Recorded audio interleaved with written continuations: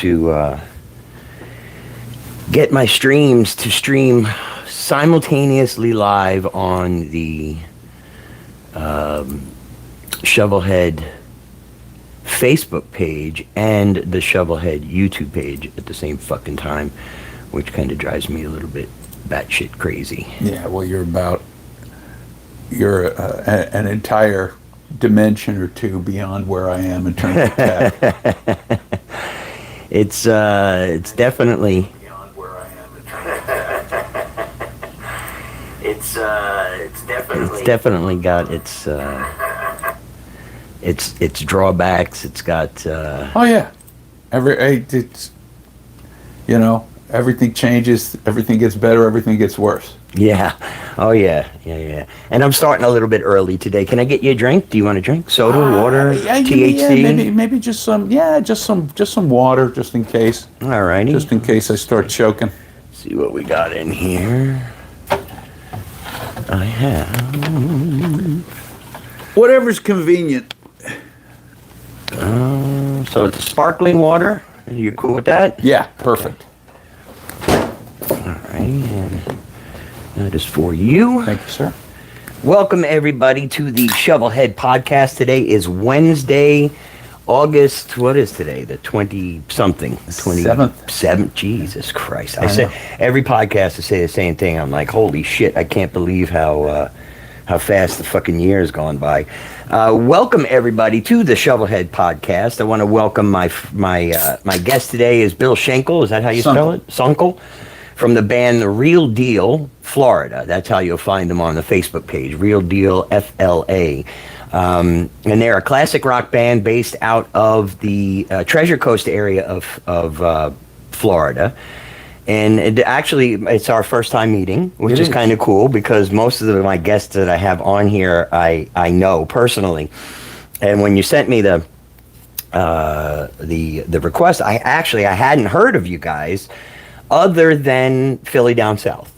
Right. It took me a minute when you sent it. I went to your Facebook page and I was like, oh yeah. Jim from Philly Down South had mentioned you guys to me, and I noticed that you play a lot of the stuff that I've been asking these other fucking bands to play.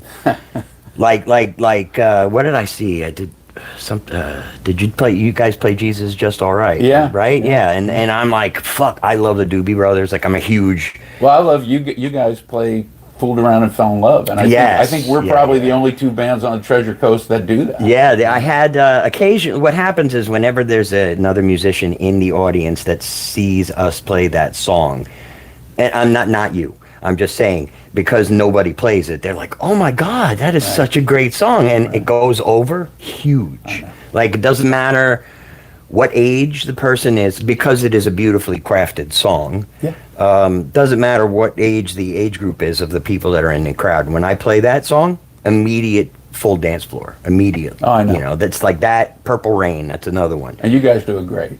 Thank you. We actually stole the version from the Winery Dogs, who is Billy Sheehan, Mike Portnoy from Dream Theater, and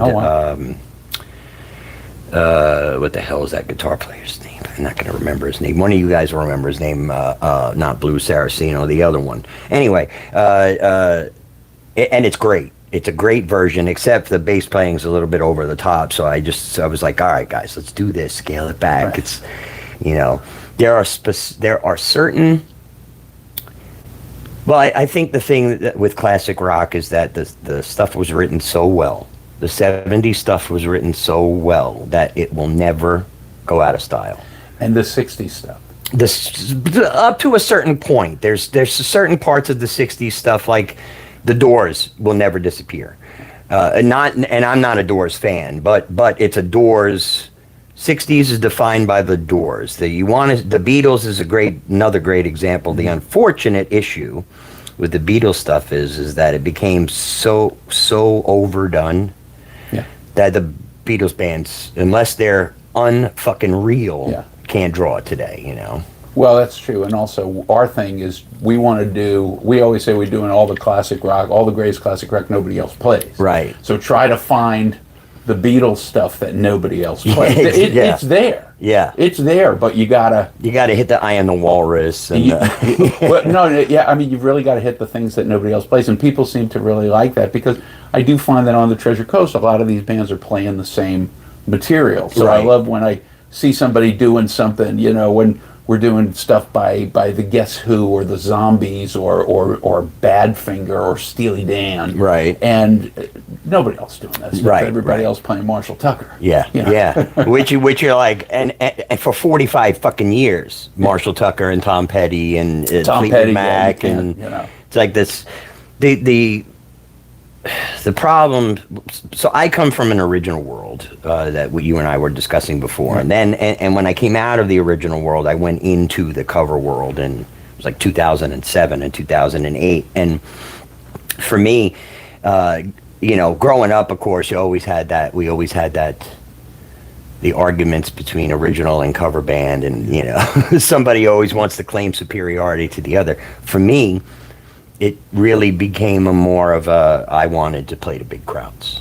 I just want big crowds. I want to entertain. I don't have to write it, I got that out of my system too early on. I mean, we three of us in this group have been playing together since we were in high school, in the 70s. And as a matter of fact, our collective music teacher there was a guy by the name of Victor Tallarico. Okay. It was Steve Tyler's dad. Sure. And he was a wonderful guy, and we all met.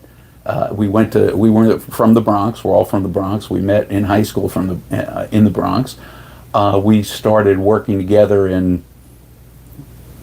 the three of us started working together in '78. We played, and again, we were doing the same thing. We were playing originals, looking for the record deal.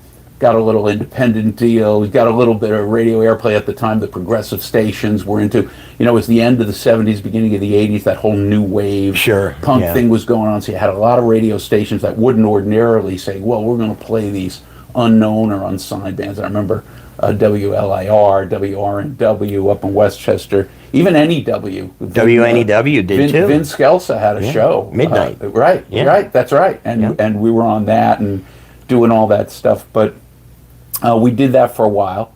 Got out of my system. I got a couple of years on you, so so in '80. I just look older. You got all that hair though, so I'm a little jealous. Knock on wood. in '82 or so, MTV came in. The world changed, and it wasn't, in my view, the record business anymore. Now all of a sudden it was the video business. We always wanted to make records, we wanted to make albums, and now all of a sudden it was a matter of, well, now you got to make videos. Like, I don't want to make videos. Yeah. And I'm not pretty enough for videos. Well, I mean, right? That's part of it. But I'm old enough to remember when actors would go on variety shows and try to sing. Right. So my thought was, now musicians are going to go on videos and try to act. And you remember the early videos; they were awful. Awful. And so I went back to school. Always continued to play music, but I went back to school, did something else for a while. Never stopped playing, never stopped writing. Continued. The last thing I did, the last original thing I did, was in 2015. So I continued through the entirety of my other professional life too, career. Sure, And I always say, people sometimes say to you, well, music is a good hobby. I said, don't ever use that word. Yeah, exactly. I said, the other thing is my profession. Music is my passion. Yeah, not hobby. Passion.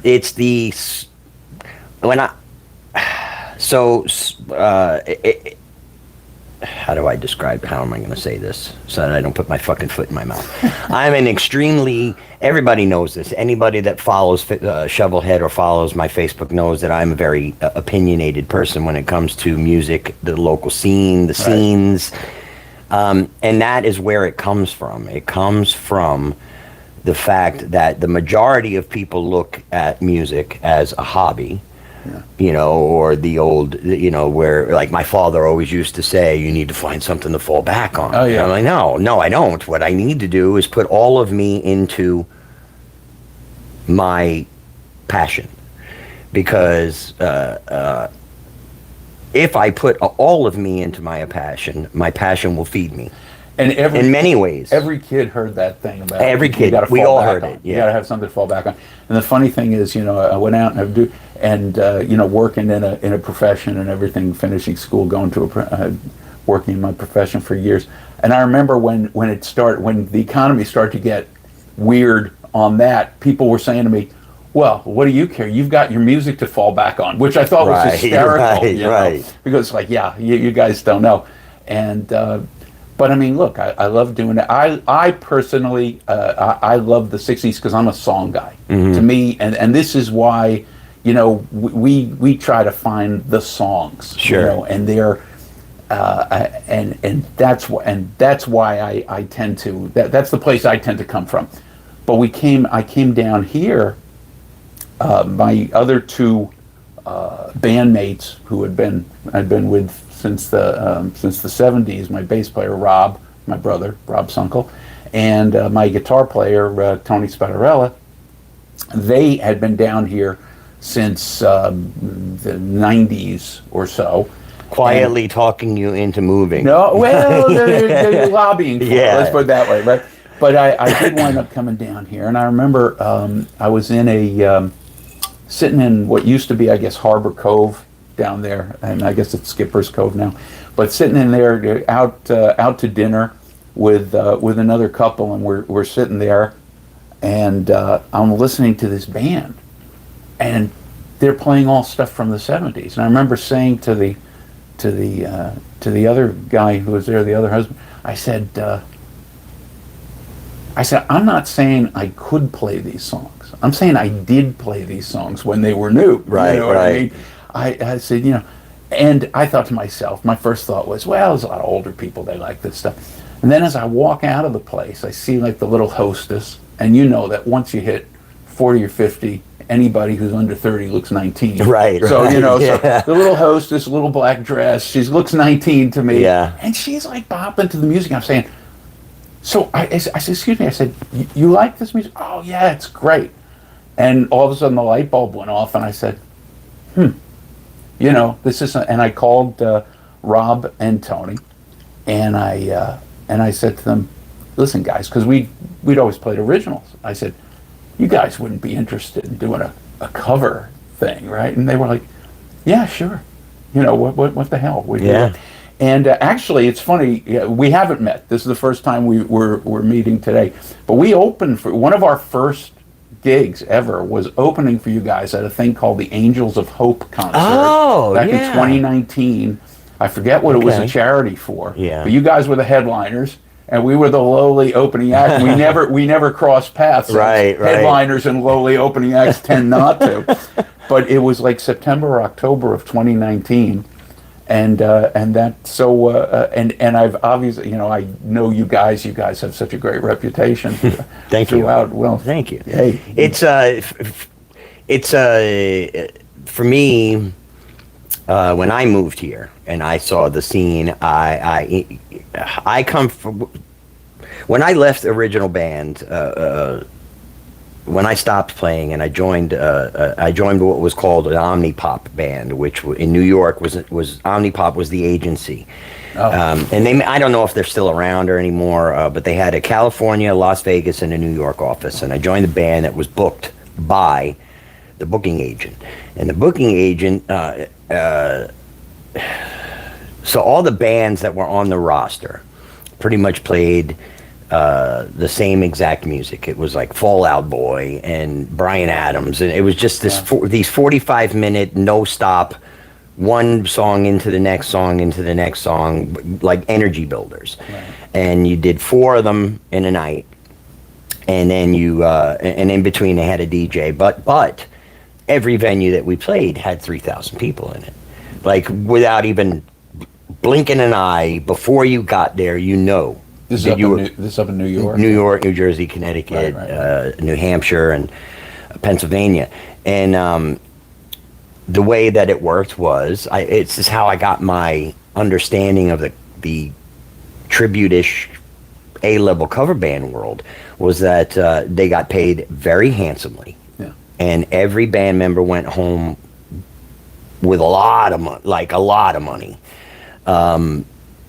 And it was the first time that I was able to look at the salary that could be made and say, oh, I can make a living at this.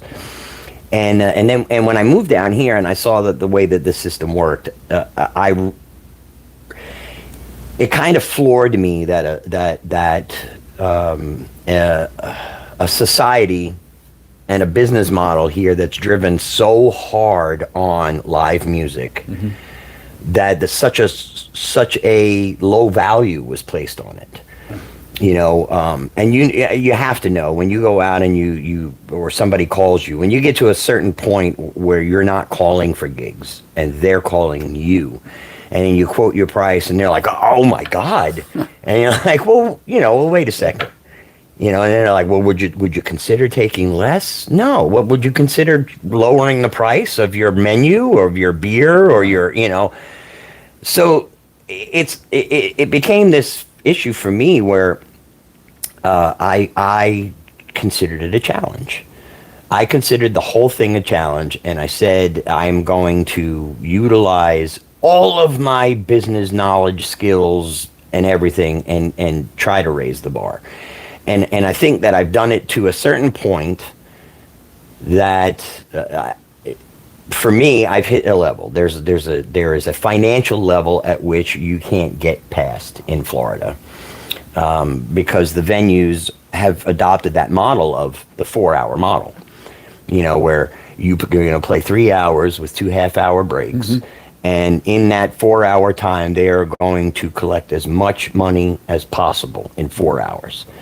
And that is now to cover you, to cover expenses, cover salaries, make a profit, and all that other stuff. So it kind of creates this atmosphere of this fucking rushed 4-hour time slot, and it puts the onus on the band is not really to put on a musical performance, because you reach this plateau of pay where it doesn't matter how many people you bring. So you have to kind of pull yourself out of the system and create your own paths here.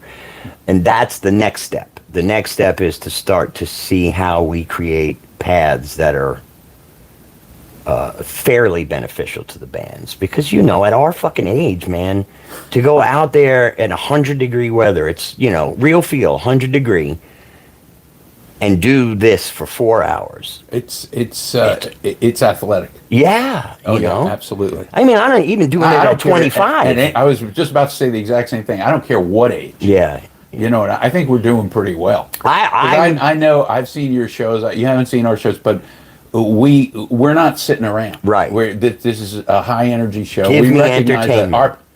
You just said it. Yeah. Entertainment. I think when you're 20, when we're doing it as original artists and that sort of thing, we're focused on being artists. Yeah. Now, I think we're more focused on being performers, entertainers, and for us, one of the big things for us, I've realized that our job is to make people happy. Correct. Our job is to bring these people some joy. I like to call it, say, we give them a 3-hour vacation from the world, right? And they react to that. Yeah, they want that, and it's been great. It's been a great thing for us. I mean, the thing is, it's very satisfying. You're writing your original music, you're playing. I mean, we played some great places. We played the Ritz in New York, and then the Bitter End and the Bottom Line and all that stuff in New York when we were playing originals. But you make zero money, right? Even if, as I say, you got a little. Actually, it costs you money. It does cost you money, or it costs you or your managers or whatever. But you never look. We've all heard the stories about the headliners, the A-listers, who didn't start making money until like their 4th or 5th album. Yeah, there's so guys now. The drummer for the band Godsmack. Drummer for the band Godsmack. He refused to tour this year because he's owed. He has never once received a royalty payment. Right. Now, the last Godsmack fucking record that charted was 20 years. 20 years. The guy's had a record deal and never gotten a royalty payment. Right. So, the music in and of itself is going to be really interesting to see what goes on with the music business over the next 10 years. The next 10 years are going to define the music business. in a hard way I because mean, I feel bad for the young guys because honestly, you can't make any money. There's no music business. No. I mean, you're better off. You'd be better off being an influencer. Yeah, You know what I mean? It's true. They're doing better. Just got to shove a hot dog in places that you don't want to shove a hot dog. You know, but I feel bad for it because of what music business is. There isn't. It's a tough. You so the royalty on a record, like you get a.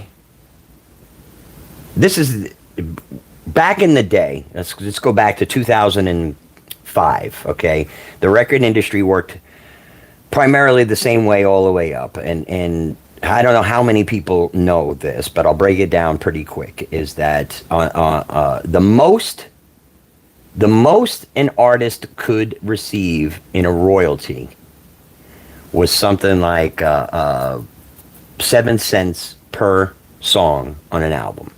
So you're talking about a songwriter. I'm talking copyright holder. Copyright holder, Right. correct. So Okay. I own the. To simplify it, let's just say I'm releasing a record. On the record are 10 songs that I wrote the music and I wrote the lyrics for. So we're using 100% instead of dividing it up into Right.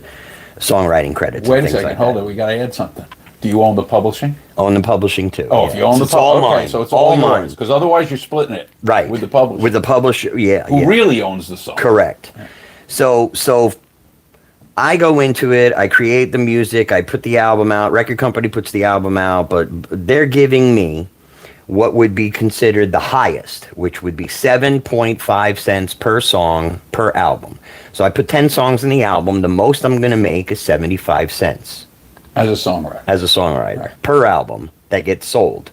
So the CD, we're going to go back to CD because it was the last actual form of released music other than records that came back. So the CD would cost somebody $13 to go purchase, okay? Out of that $13, I got 75 cents, which is not true because that is reserved for an artist like a Michael Jackson and a Metallica, somebody who's gone in and renegotiated their contracts based on their record sales and their history that's already pre-existing and said, hey, I have the Black Album, it's been on the charts for 52 weeks. Nope, I want to own my Right. masters. I want 7 cents on the And dollar.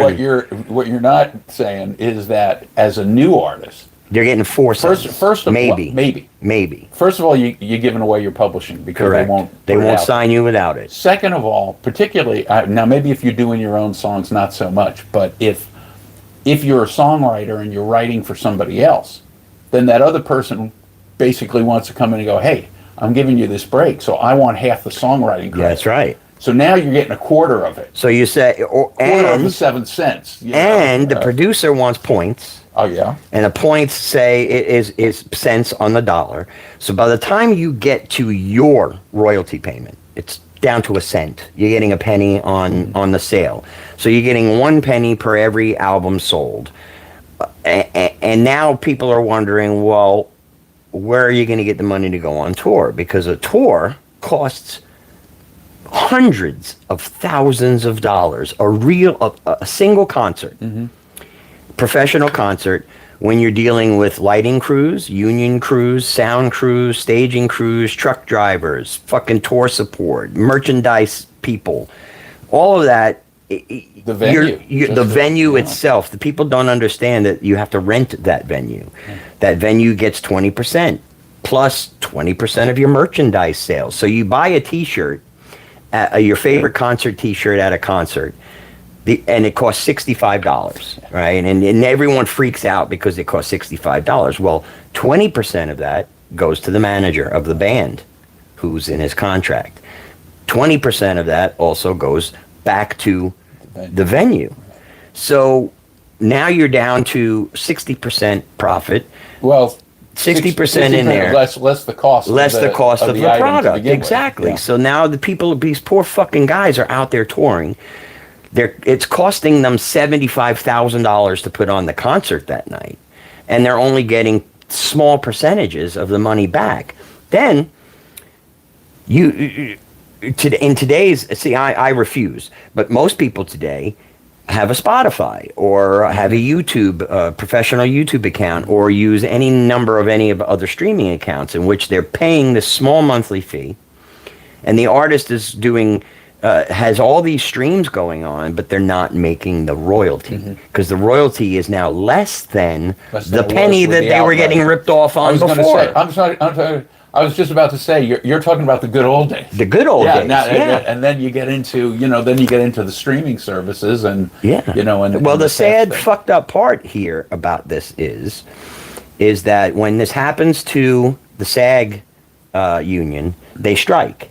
When the actors and the writers and the producers are upset with the pay scale disparaging aspect of it, they strike and nothing gets done for however long the strike goes on. Musicians don't do that. No. They do not stand together because they get into these Taylor Swift me's where $381 million in a year. Well, why are you not using that money to help all the other people that are struggling because they're getting less than a cent on a streaming platform? It's funny you mentioned that. You talk about SAG, and I remember how when Napster came in and that sort of thing, and they were literally they were stealing the material, and the general attitude. I remember people like South Park like mocking the musicians. Of course. Say, oh, what do you need, another helicopter? I mean, it was.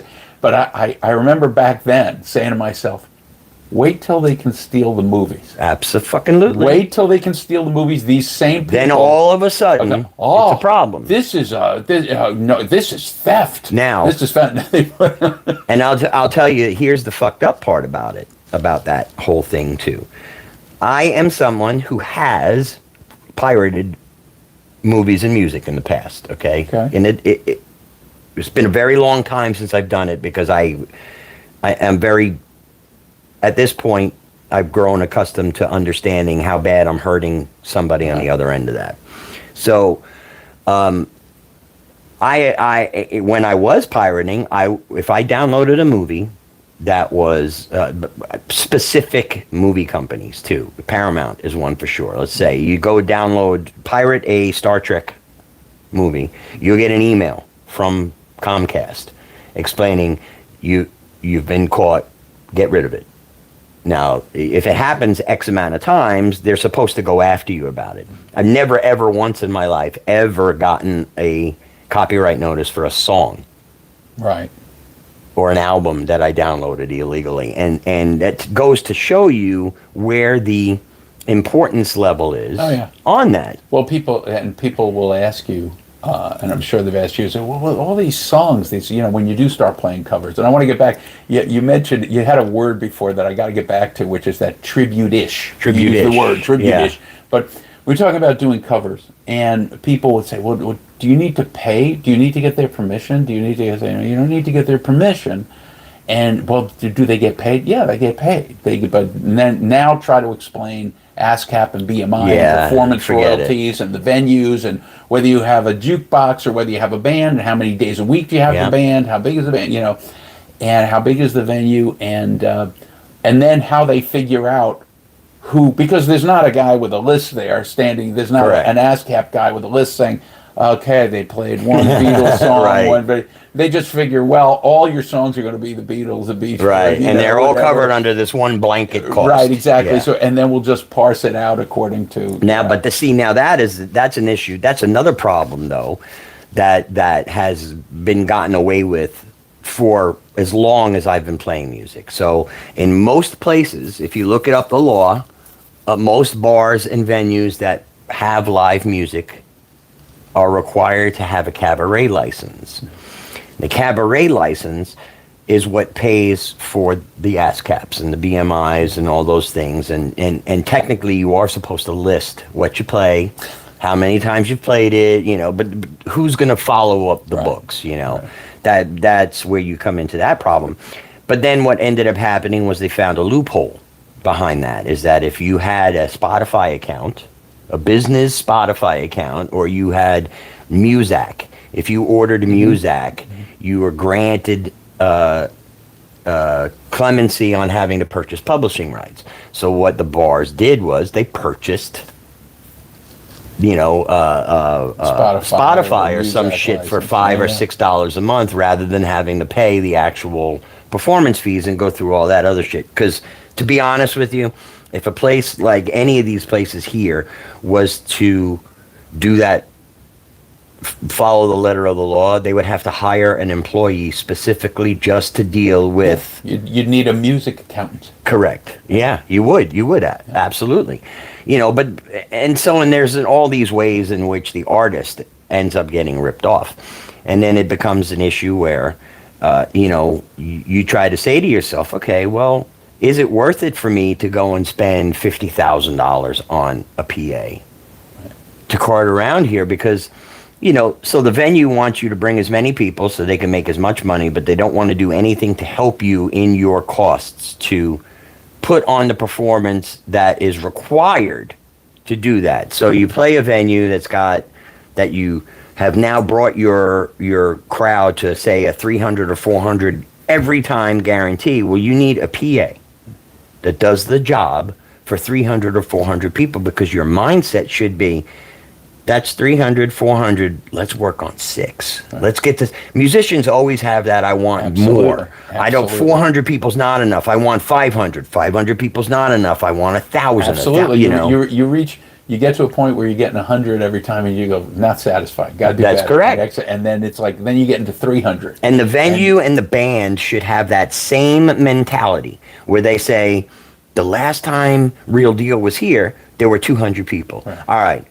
So let me call Bill. Hey, Bill, last time was 200 people. What can we do together to build that number? We build the number, I'll pay you more money. Okay, now you're going to hang up the phone and you're going to brainstorm. How many fucking ways can I do something for free on top of what I'm already doing to get more people into the venue so that I can get paid more money? You don't ever really get that phone call.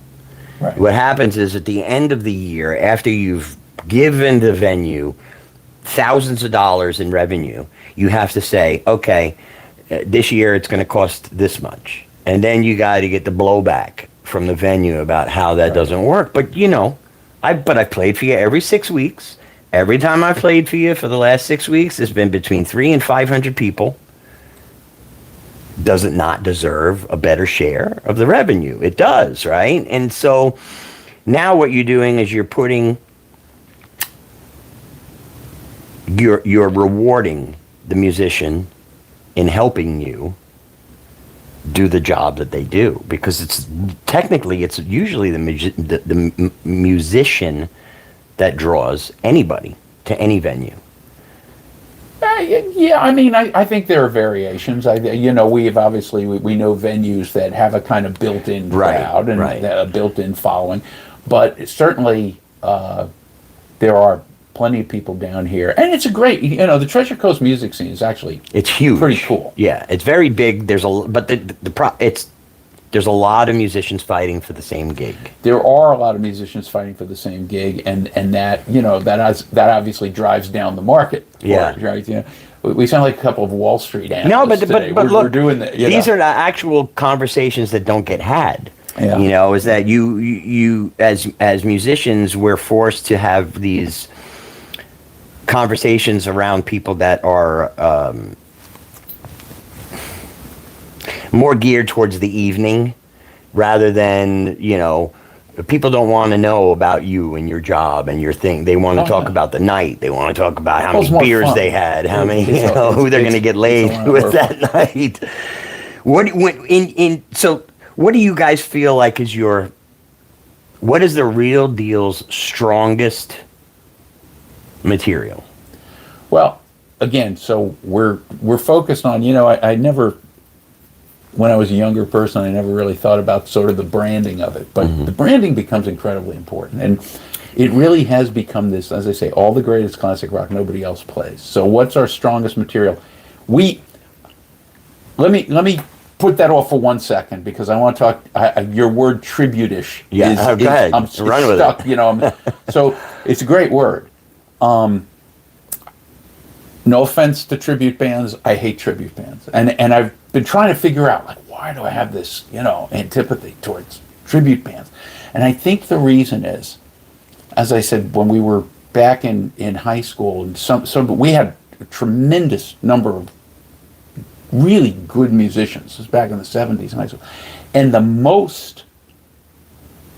the people who I consider to be have the most potential and the most talent, and everybody wrote, and everybody was a very creative time and everything else. A number of those guys went off to work for, even though they wanted their own record deal, they wanted to play original music, but a number of those guys went off to work for the people I consider to be the very first, the patient zero of tribute bands, which was Beatlemania on Broadway. Mm-hmm. And a number of those guys, I mean, I personally know 3 George Harrisons, and 2 John Lennons, because what people don't realize is that they had, at any given time, Beatlemania had, they called them bunks. They had 10 bunks. And they would have 2 in New York, and they'd send 2 out to the Greek Theater, and would do that in L.A., and they sent 2 out on the road, and they sent another 2 to, I forget where, it was Chicago. 4 shows going at any given time. And then there was one set of 2 bunks that was, I called them the spare parts. You know what I mean? If somebody gets sick, send, so-and-so to play Paul, And, that old line from the 60s, I saw the greatest minds of my generation, I saw the most promising musicians playing George Harrison in their 50s. Right. And, putting a wig on every night. And I was like, oh, come on. Yeah. It's like, I just, the idea of I'm going to do this every night, I'm going to do it note for note, it's not what we do. I wouldn't want to be that limited. What we try to do is,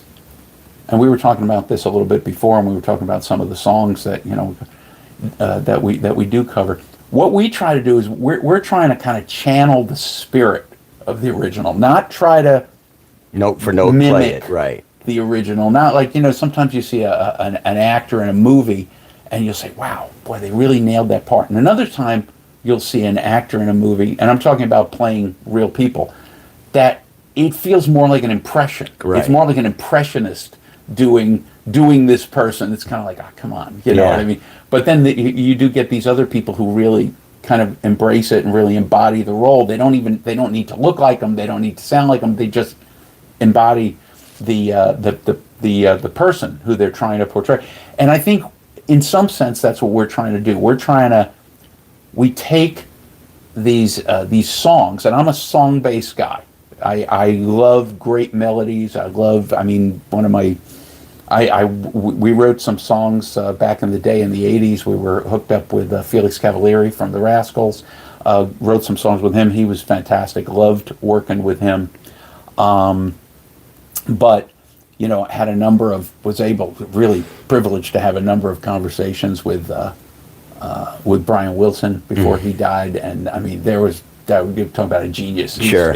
Just certifiable in many ways. In many ways. Certifiable genius. Yeah, but a little crazy, but but a great guy, super gentle guy, one of the most generous people I ever met in terms of with his music. Sure. He was a guy. He was more like a Mozart. He didn't care. He'd write the greatest song in the world and say, "You should sing it."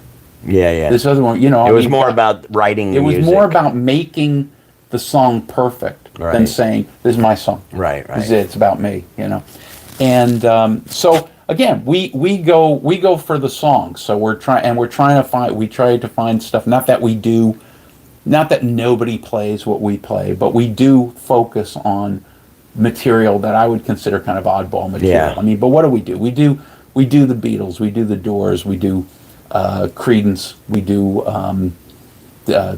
Steely Dan, we do the Zombies, the Guess Who, some Doobie Brothers, the Kinks, love the Kinks, a little bit of Stones, but they don't tend to be as song based, so we try to find a song. I was never a big just me personally. Yeah. I was not a Stones fan. If I had to choose, I was more of a Beatles fan. Absolutely. But that rubbed off from my father. Yeah, well, my father was much more a Beatles fan than he was a Stones fan. And you know, we were always Beatles fans from when we were younger. But I mean, we're trying to figure out, well, yeah, I got to do a Stones song, you know. So what's a Stones song nobody plays? A great song to play. We said, we're going to do Mother's Little Helper.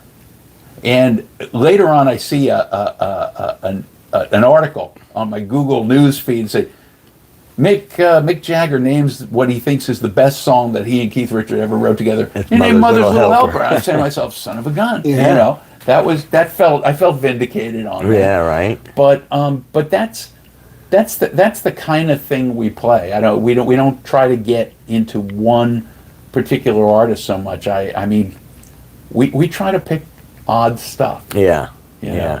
I mean, I shouldn't say it because we haven't performed it live yet. We took some time over the summer. We decided to take the summer off for exactly what you said, 100 degrees, you know, and everything else, playing mostly outdoor gigs. Half of them get canceled because of the rain down here and everything else. But we're looking at Incense and Peppermints. Okay. I love the one-hit wonder. Yeah. I love the one because they tend to be great songs. We were talking about Fooled Around and Fell in Love. Yeah, but see, there's a generational gap there where that only works for people up to 50 years old. Because you go one-hit wonder on you ask a Gen Z kid who the fuck who are the Beach Boys? Yeah, I know. And they're gonna assume it's just some crew from the Jersey Shore or some shit, you know. So, you know, I compared that to the first time I dated someone extremely younger than me, and she asked me, we were talking about something, and she asked me who Mr. Rogers was. Oh boy! And I was like, "Are you fucking kidding me?" Yeah. But you know, you come into this. When you're dealing with live music, there's a generational groups, okay, and so where most of the things that I play revolves around late 70s to early mid 80s. Most of the stuff you play is 60s through mid 70s. Although if it's a great song, yeah, I'll give you an example. Years ago, 20 years ago or so, somebody turned me on to say, you got to listen to this new chick just came in. You got to listen to Amy Winehouse. Oh, and right. I listened to Amy Winehouse, and he said, so what'd you think? What'd you think of Amy Winehouse? I said, and I swear to God, I said this. I said, she is. I probably used the term the real deal. I said, she is the real deal. I said, she is going to be huge if she lives. Right. No. It's true. I get it. And it was because I'm listening to the songs, and they're disturbing me. Yeah. I'm listening to the songs, and I'm going like, this girl is in trouble. I mean, I can feel on the song. I remember there were songs I'd listen to. I feel like I need a shower. No, really. I feel like I got it on me. You know what I mean? It's like it was too real. You could tell from the songwriting. It was too real, and obviously a few years later, you know, she was gone. But again, I'll do an Amy Winehouse song because it's a great song. Great song. I'll do more from the period that you're talking about, or maybe even a little bit later, maybe the 90s. I mean, we do a Fastball song. Fastball's a great band. Fastball's a great band. What was good? They put out 2 great albums and then kind of pop. You know? There's a lot of bands from that era that did quite a few, and the greatness was there. You could see it, but something in this fucking business spit them up, chewed them up, and ate them out. You know, like John Fogerty. Yeah. For 30 years, the guy refused to play any of his music because he got fucked over by his manager. Yeah. You know, and the record label at that time, and him, it was Soul bitter. Dance, Fantasy Records. Yeah, absolutely. And super then bitter thing. And then I guess what really killed it for him was that the other 3 guys in Creedence kind of sided with the record label. Yeah, well, the problem there for the other 3 guys, that was a lesson for me in credits. Right. is that when people do not understand when they form a band, or when you're a kid and you're going through the beating the drum stage in the garage and you're writing your first tunes and putting these things together and developing a sound and starting to write music, you're not thinking about the division of royalties. And when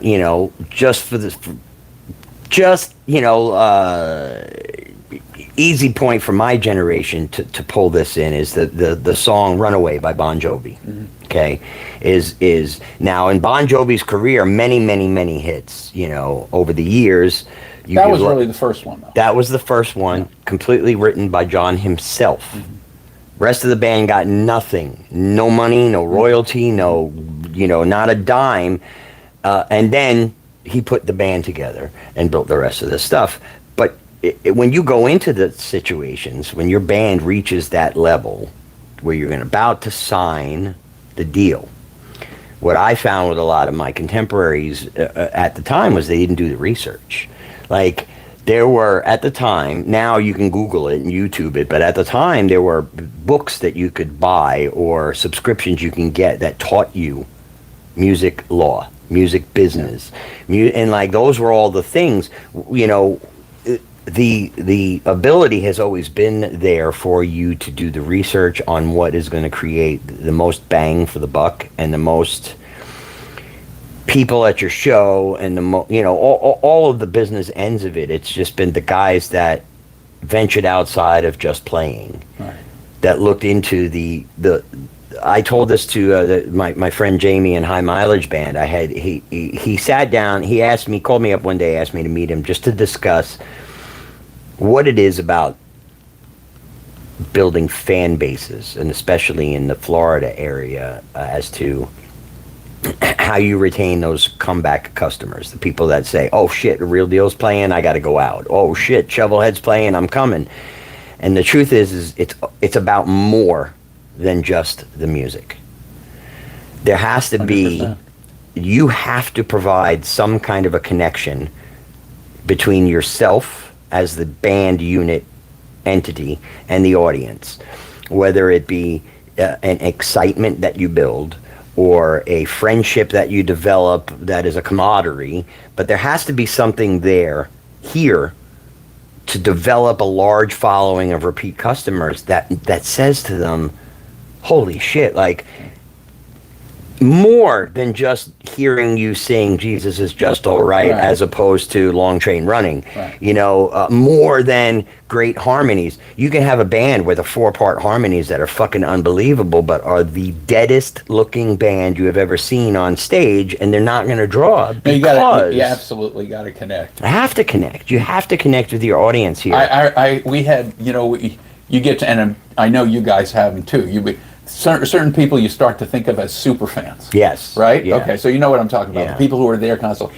And I would see, I remember seeing somebody, it was a year or two ago, I remember seeing, they were at like 4 shows in a month. Mm-hmm. And I almost felt bad. I was like, hey, we're not going to be mad at you if you miss a show. It's okay. He said, and this woman, I consider her a super fan, she said to me, Bill, she said, you got to understand, we go wherever we think we're going to have the most fun. Right. And he said, and if you guys are playing, we know we're going to have the most fun if we go see you. And that's like, this is one of the nicest things anybody ever said to me. That is the key to the fan retention, because they're no longer now just this person that's going to Bob's Tiki that night. Right. There's somebody that's going to Real Deal at Bob's Tiki. Exactly. And it's a constant. That is a constant job that you have to stay on, because you have to, like, the thing with our business model is staying relevant, consistency, and staying relevant, and getting the name out, and having people be able to recognize. Name recognition with an experience that says, oh, whether it's a good experience or a bad experience, it's an experience. If somebody goes to a ShovelHed show and gets into a fight, granted, they're never coming to a Shovelhead show again because the experience was a shitty one. Unless they like to fight. Unless they like to, yeah. Well, we used to. I can think of some clients who occasionally. Our very first year in existence, we played this bar in Palm Bay that's still around, does music, called Siggy's, and every fucking time that we would play there, every time a fight would break out, and we could never figure it out. Like you're up there playing, you know. The sweetest fucking song you can play, and a fight breaks out, and you're thinking to yourself, what is it about? Is it me? Right. Is it the venue? Is it? Right. Eventually, after COVID, it stopped happening, but it was just like the weirdest fucking thing. But those people are going to go home with, and the people that just saw you for the first time, now they're leaving thinking, I don't want to go there. Man, they're one of those bands, you know. There's a bad clientele, you know. Yeah, so the experience of this is why I try to drive it home on venues. When I tell venues, they can't rely on a 30-year-old model in their business that they haven't put any money into, because after a while, what happens decade after decade after decade is people look at it and say, there's no experience there. It's the same old shit. Right. You know, I use that term a lot, same old shit. You know, you can only go to this bar for so many years and so many decades where they don't change it at all before you're going to say to yourself, I need to change the atmosphere. Right. You know, or you find yourself having a better time somewhere else when you weren't expected to, and that's because the venue forgot that there's more to it than serving drinks. And look, it's like it's the same with restaurants. We all know, and I mean, I don't know, you know, I'm kind of a foodie. I like my certain kind, you know, and a restaurant will be great. So it's my favorite restaurant, and then it isn't. Right. You know what I mean? It's like, you know, it changes, it changes or it doesn't change or something, but something happens and they don't, as you say, they don't stay relevant, or they don't keep that quality level up and that consistency. It's we were talking about fights at gigs. You were making me think, when I was a kid, fairly young kid, the most horrific movie I ever saw. I mean, I literally saw it as a horror movie. It wasn't, you know, it wasn't some horror film. It wasn't supposed to be a horror movie, but it was the Rolling Stones' "Give Me Shelter," and the one with the fight at Altamont. Yeah, right. The Hell's Angels at Altamont, and the guy got stabbed right in front of the stage. And I mean, I was probably 12. Terrified of motorcyclists at that point, right? No, it's terrible. I mean, I wanted to get into this music thing. And all of a sudden it was like, oh, you know, this is a scary world. Oh, yeah. You know. Yeah. Now it's pretty funny down here. It's pretty funny with the bikers. Oh, yeah. Most of them are trikers, you know. They've reached an old age, yeah. Oh, my back. People go, I don't want to go. There's a lot of bikers. I'm like, oh, come on. They're nice. They're the nicest people. Florida bikers is a whole different animal. They are nice. They're good people, actually. It's a whole different animal, yeah, because, you know, you come to a place like Florida where they can literally ride for the entire year, other than when it's, you know, the shitty rain, and a lot of them will ride in the rain too. Yeah, but you know, the Florida biker is totally different. You were also talking about the record business, and you know, the business kind of how with some of these people just take them and spit them out. Yeah. You know? So, and remind me of another story that always got to me when we had our little record deal, a little indie label up in, I guess, New York. They were, I guess, located when I was with them, when we were with them in Jersey. Laurie Records, if you'll remember the old Laurie Records, Dion and the Belmonts, right, and all that stuff. A lot of 60s hits, you know, and that sort of thing. And what was I? Oh, Dion. And the president of Laurie Records was a guy by the name of Gene Schwartz. And he was pushing. He was pushing me. He always wanted a novelty record. Sure. He said, "Novelty. I can get a novelty record on the radio." Right? Mm-hmm. Back then, we had radio. Yeah, new, you know. And he said, "How about this? How about this now?" And we were bringing him this, what we thought was really terrific music, and all of a sudden it hit me. I had this vision of, because one of the groups that had been on Lorry Records was, I don't know if you remember a group. You got to be older to know, but there was a group in the '60s called the Royal Guardsmen, and they had a total of 3 hits. Okay. And their first hit was a novelty record called Snoopy versus the Red Baron. And their second hit was a novelty record called Snoopy's Revenge. And their third hit, which was the biggest one of all 3, which you'd know it if you heard it, you'd know it, was a song called Snoopy's Christmas. And you'd know it if you heard it. You know it.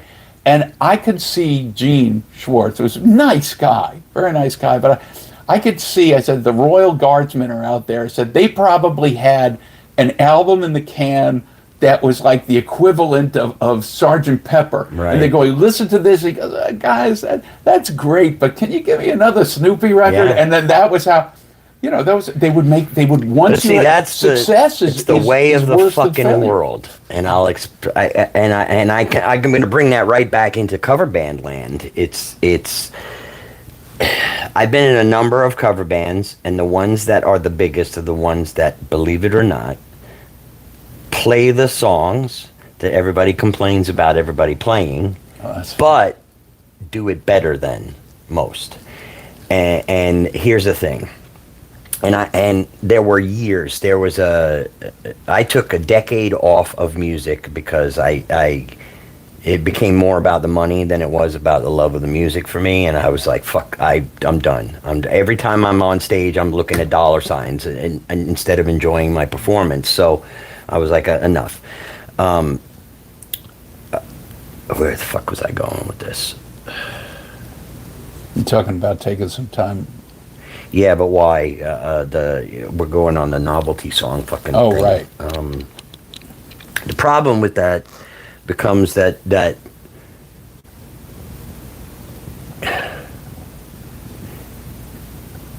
you have to decide for yourself, and it's a kind of a decision that every musician fights with at some point where in their career, where you've heard the song sellout, you've heard the term sellout, you're a sellout, you're selling. Yeah, well, here's the truth of the matter is that most musicians that are out performing live have a narcissistic need to be seen and heard. I don't think that there is a single person that does it live that can say they don't. When somebody comes up to you at the end of the night and pats you on the back and tells you, oh my God, you have an amazing voice, or oh my God, your band is holy shit, I've never seen a band play XYZ so well together. There is a level of patting yourself on the back at the end of the night when you're driving home. You're thinking, oh yeah, man, it's hard work, and to some extent you do it for love. But you were talking about how the songs that everybody hates. Right. So maybe I think that's when I play for 20 years, I refused to play Sweet Child of Mine because every fucking band on the planet played Sweet Child of Mine, and you're just like, I'm not. But the thing is that when you're playing at a bar where people are primarily out there to have a good time and enjoy themselves, they want to hear Sweet Child of Mine. Right. They want now. Of course, I'm talking about my crowds. That every band has their own, niche of crowds. My crowds want to hear "Shook Me All Night Long." Right. They want to hear those songs, and so where you'll have, and I see it all the time because I discuss it all the time. Somebody saying like, "Oh my God, these fucking bands, they all play the same old drabby shit." Yeah, well, some of us do play some of the same songs because it's what we're working. We're not out. It's not just we're not out bringing all of this gear to a place to have fun. We're working. Part of that job is to play the music that people want so that they drink more, they eat more, they have more fun, the bar makes more money. It's not like when somebody is paying for a ticket to go see a show. When you're paying a ticket to go see a show, you are expecting to get your money's worth when you go see the show. Well, when you're going out on a free fucking night out, you're not thinking about having the experience of your life. You're thinking about how many fucking beers can I drink? How many shots am I going to do? How many times am I going to dance? I am or I'm not going to get laid tonight. Right. You know, and what's going to get them up? So the thing is that when you see one or two people dancing on the dance floor, there are 50 people sitting in their seats going, I wish I had the balls to get up there and dance, but there's not enough people. When there's 10 people on the dance floor, you see everybody out there start getting up from their seats and going up to dance, and it's always the same songs. You can iron it, you know, and That's the truth. This is a trick that I played with this too, is that we have pulled songs completely out of our repertoire. Right. So about 3 years ago, we stopped using set lists, and what I do is, Really? yeah, we go on based on the No, crowd. I'm way too OCD for that. Yeah, I had a fear of it at first, but what happens is that you know that we'll have set lists, but I'll tell the guy we call some audibles. You Yeah, know what I mean? yeah. We do that. Well, it started that way. Yeah, okay. It started that way. Are you telling me I'm on my way down that path now? When you get to this, here's the problem that I found with set list is, number one, I hate making them, because in your mind you're saying to yourself, you know, oh, I put this song before that song 5 times, like you overthink I overthink the set list. Totally. Or I'm thinking, okay, that's 4 mid-tempo songs in a row. I got to throw in a fast one here, and somewhere in here I got to put a slow one. And I'll go you one better, and I bet you anything that you've thought about this sometimes. I'll look at the keys of different things. Going, oh yeah, where of are course. we going? Are we heading up? Is it or down? Or did I just do something real, like some sorry, non-musicians, some flatted fifth key that's like totally out of sync? Or am I doing three? Did I choose 3 songs in a row in the key of G? Like, what am I doing? Exactly. Because the truth is there is a science to that, in which psychology, the human brain. If I stay in G for 3 songs, it's like going to see a reggae band.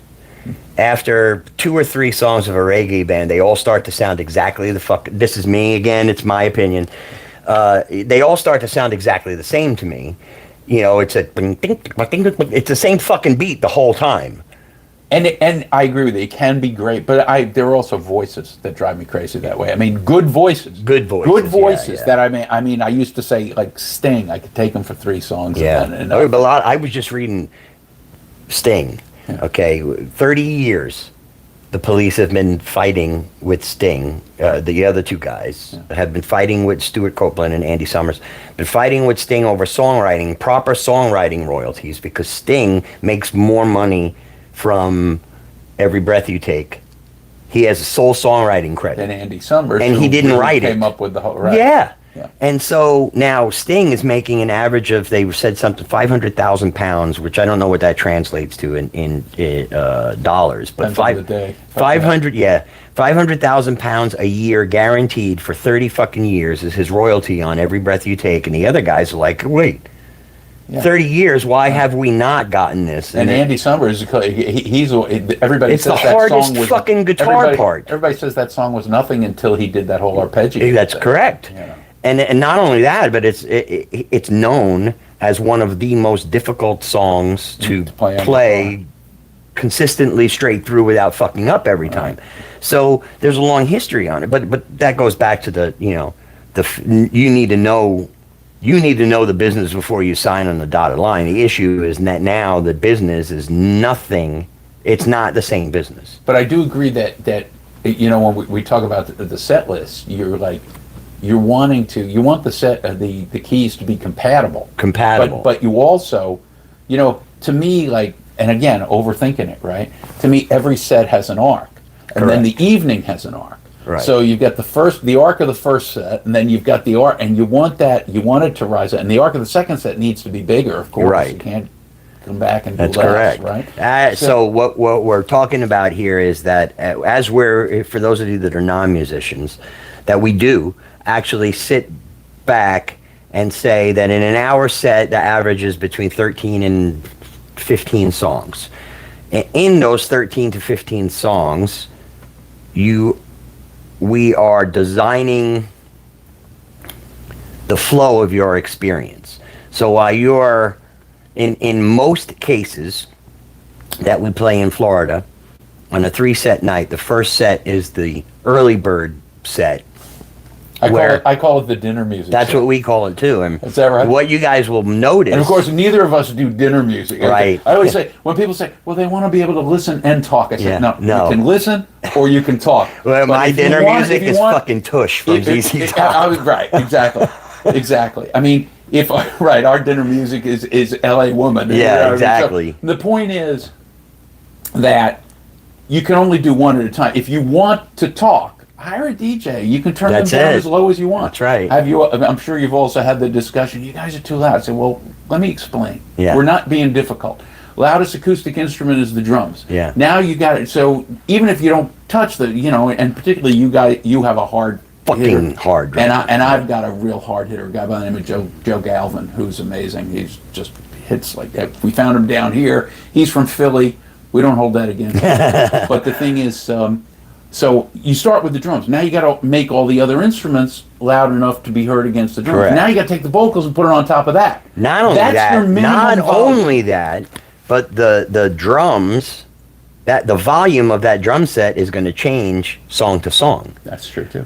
And so if I sit there and I dial it and I leave it, when I get to a heavier driving song and the drummer is really, really into the tune, right, everybody in the band's sound just got louder. Right. Now, normally what I do when I'm in that situation, and I'm going to tell you that this is true. This is a true fucking story. I've had the bar owners come up to me and say, you gotta turn it down. Right. And at the end of the fucking night, I cancel all of my gigs because that person has no fucking idea and no business what they're doing, running a business with music in there. You didn't design your business to have music. We've done the same thing. Yeah, sometimes I say you got a great venue, and I mean, I'm not going to name them, but I can think of a couple right off the bat. And I'll say to somebody, you got a great venue, but we're not right for you. Yeah, exactly. We're just not. I mean, we love your place. It's just not right for us. Do you know how fucking offended they get? I had one who the owner's girlfriend decided to go into a text fucking rage with me over my professionalism and things and shit, and I'm just like, look, man, I just want to say, we don't do that stuff on social media. It's a bad it's a bad thing. Oh yeah, I never said anything. Yeah. And but this one starts sending the text messages about blah blah blah, and I'm like, look, man, number one, I gave you a discount, which I don't normally do in this specific situation. I'm not going to name the place, right, because everybody that deals with these places has a different experience. But then you decided it drives me fucking batshit crazy that these venues throw a band in a place that's not acoustically sound, and then get angry at the band because the bartenders can't hear the drink. Yeah. Why the fuck did you hire an electric band right, to come in here and play for you? Why not just get a duo that plays with a beat machine? And I'm sure you've had it too. We'll get people who call us up and say now, and if they start, particularly you get it with some of the private places, and they'll say, like the homeowner community type thing, and they'll say, well, but I'm sure you can lower it if we need to lower it. And I'll be like, listen, I really need. Do you know what we do? Have you seen us play? Yes, and yes. I said, okay, that's what we do. If you need people to be able to talk while we're playing, I said, you need to get somebody else. Yeah, and most of the time they'll go, no, we'd rather the heck. Basically, they'll go, well, the heck with those people, because they know that it's a small group. It's a small group of people. It's a small group of people say, I can't hear myself talk. Well, they want to be able to talk. I'll never forget this one guy. I said, well, listen, people come for the music, but they want to be able to talk and listen. I said, you can't talk and listen at the same time. That's right.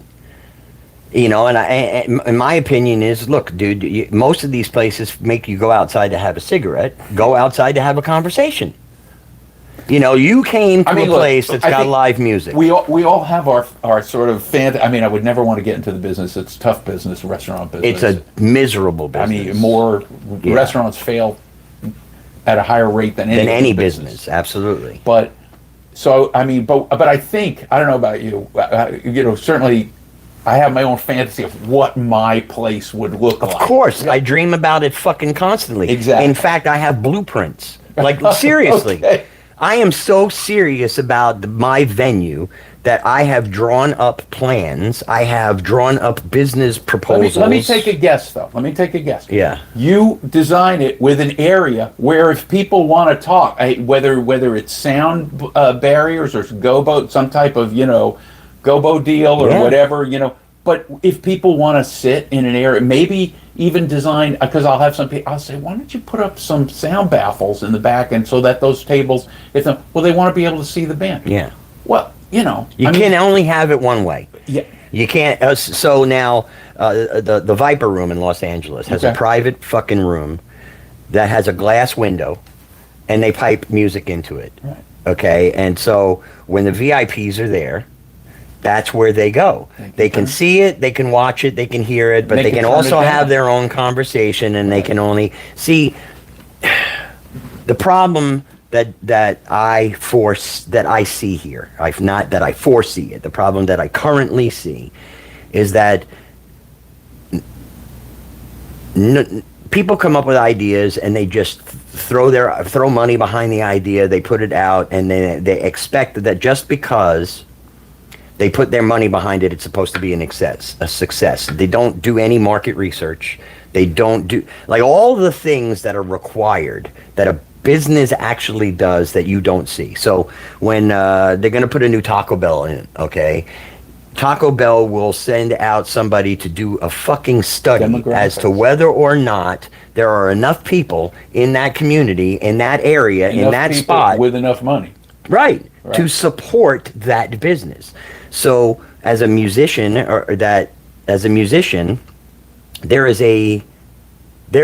musicians have a tendency to have this addictive quality in which they always want more. We were discussing this before. When I'm on a stage, for the 4 hours, which I fucking hate, I'd rather do a 2-hour straight concert and give I would rather blow someone's mind in 2 straight hours than 3 hours of 100%, because it's fits and starts. Oh my God, I can just like a play. I can create a 3-part fucking play in a 2-hour straight through that will literally set everyone in that audience's pants on fire. Well, the thing is, but you can't collect what you're doing. But what you're doing, and I think the reason is you want it to be immersive. Yeah. You want people and if it's one consistent, continuous thing, it's immersive. If you take a break in the middle, all of a sudden we have broken the spell. You lose people because at that point now they go outside and they grab a cigarette, and that is when they realize during that 30-minute break of not being involved with somebody, they're saying, "Oh shit, I've had one too many," or 100%. Like, "Oh, I'm fucking tired, man. I want to go home." But if you kept that momentum going, they would never leave. You wouldn't give them the opportunity to leave, or if they did leave, it's because you wore them the fuck out. Right. And now when they leave worn out, they're worn out, and there's an experience behind that. But then they want to come back because they want to. And so I got to catch the rest of it. Yeah, and so what ends up happening here is that the venues, and I'm going to say it matter of factly, a large majority, the majority of the venues have never looked at the model and as a whole and said, if I'm going to have music, then I need my place designed so that I can multitask, so that my bartenders can hear the orders, so that there's another bar around here that when I play, it's 300 or 400 people that show up, and there is literally a line of 7 people deep waiting to get a drink. Right. And when that happens, once. Okay.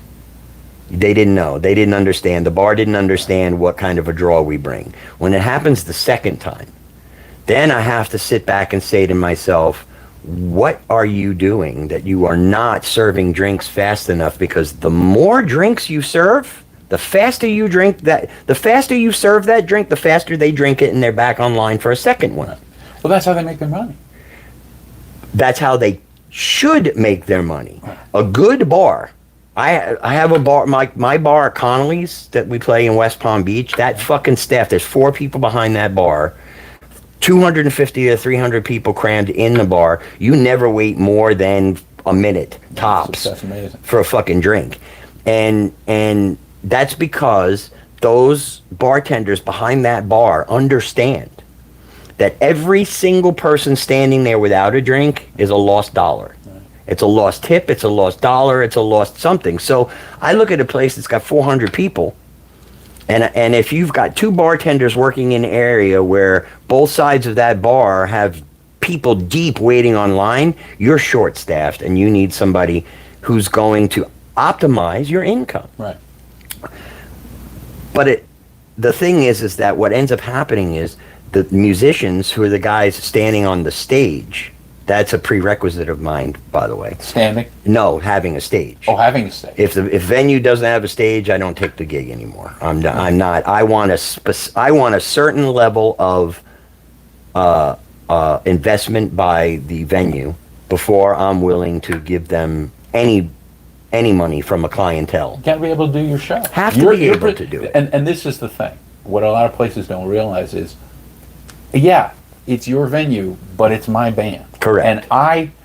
And people may walk out of here saying, this place sucks, I'm never going to go back. But I can't have them look back at me, that band, they I didn't enjoy them at all. And if you crush us into a postage stamp size stage, right, and don't give us any, if you don't, or make us play at a volume that is not conducive to the kind of music we're playing, or whatever, or make us use some house PA system that, don't get me started. Yeah.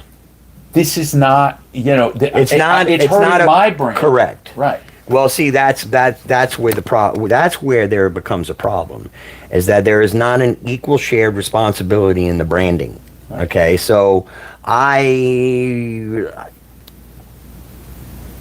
played a festival within let's say the last 2 years. Okay, just to keep it to keep it vague. I played a festival at one point in the last 2 years, and I noticed that in all the advertising, they never fucking once used my logo.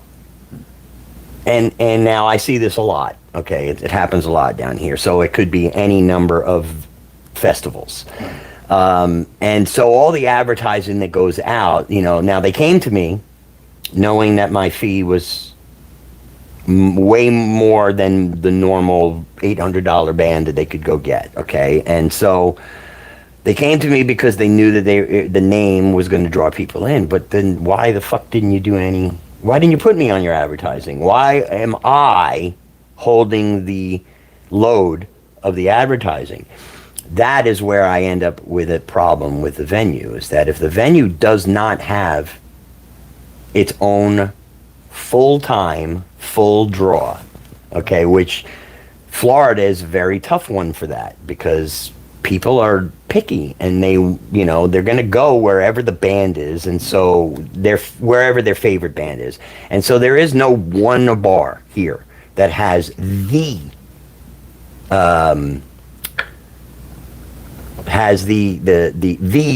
draw. You can't find a venue here that has 300 people that go just for the venue. You're totally right. I'm just scrolling through them in my head. You know what I mean? Now, there's a lot of great venues. There are great venues. But they could be greater. They could. The other thing, when you're talking about the stage, I was thinking about a place that we used to play. I finally said no. Yeah. In Boca, and I used to think to myself, why don't they get, before they design the place, get some musicians' input into this? Well, that's what I was driving at before, is that as musicians, I know all the ways that people respond to advertising. I know all the songs that people respond to. I know the type of PA system that is required to create the right ambiance.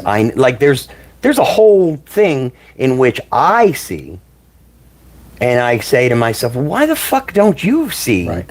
Well, I was thinking of a place where the stage, I mean, it would have been fine, I guess, for a solo performer. And it was, by the way, it's a big stage. Yeah. But it was incredibly narrow. So that if you put a set of drums in the center of the stage, you can't walk in front of it. You cannot get from one side to the other. Yeah, Now I've been in a couple of those. Now you've told, now you've said, whoever you've got to the left of the drums, whoever you got to the right of the drums, you guys can't interact. Right. At all. I can't, as a singer or whatever, I can't walk across that stage. I am confined now to that my space. Right. And the way they had it set up, they had kind of a foot lighting thing that also took up space. I used to have to spend like time trying to triangulate where I could put my keyboard so that my elbow wasn't banging into the wall, right, and I could still stand in front of it, you know what I mean, if I needed to. You know? And I said to myself, if they had put another 18 inches or 24 inches on the depth of this stage, it was a beautiful looking stage. From the audience standpoint, it's like, wow, what a great stage. Yeah. No, it's a horrible stage. Right. You got, and just get the musicians' input. You don't have to do whatever we say, but get the input. If you ask 10 musicians for the same input, you're going to get at least 6 of the same responses, which should tell you. That's right. Oh, like outlets. Hello. Yeah. Like quad boxes. There should be fucking 12 quad boxes on every goddamn stage on separate circuits. Right. Thank you. Thank you for that. The circuits are, and particularly with all the outdoor stuff and with all the moisture and everything, you get these guys who are running this stuff that you wouldn't use in your kitchen. I was in a venue fairly recently where I went to go plug in the PA, and I was told to use that plug. And when I went over to that plug was a plug strip plugged into a plug strip with a 4 thing on it and a 2 thing splitter on it, and this light and that light and the projector and like all this fucking shit, and I'm supposed to do you have and then they're going to be like, can you stop that guitar from buzzing? No, I can't. I can't because I got neon signs going through my PA, and Exactly. there's just so much in there that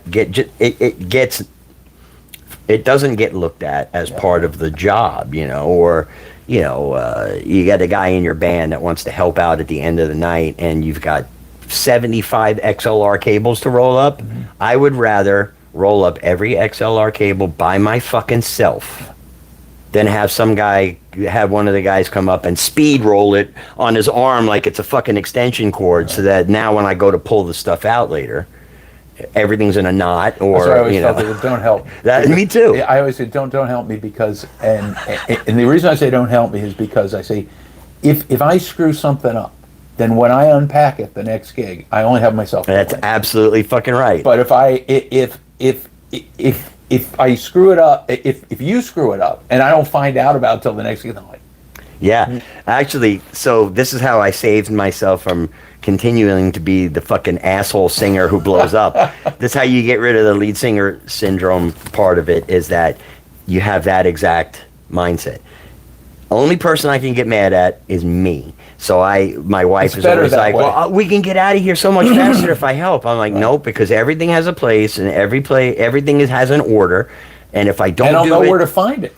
And if I don't do it specifically in this order and this way, I'm going to forget something and, blah, blah, blah. I'm going to leave something like my behind. in-ear monitors are at Filthy's right now. Like today, I got to go down there and get them because I need them for this weekend. But,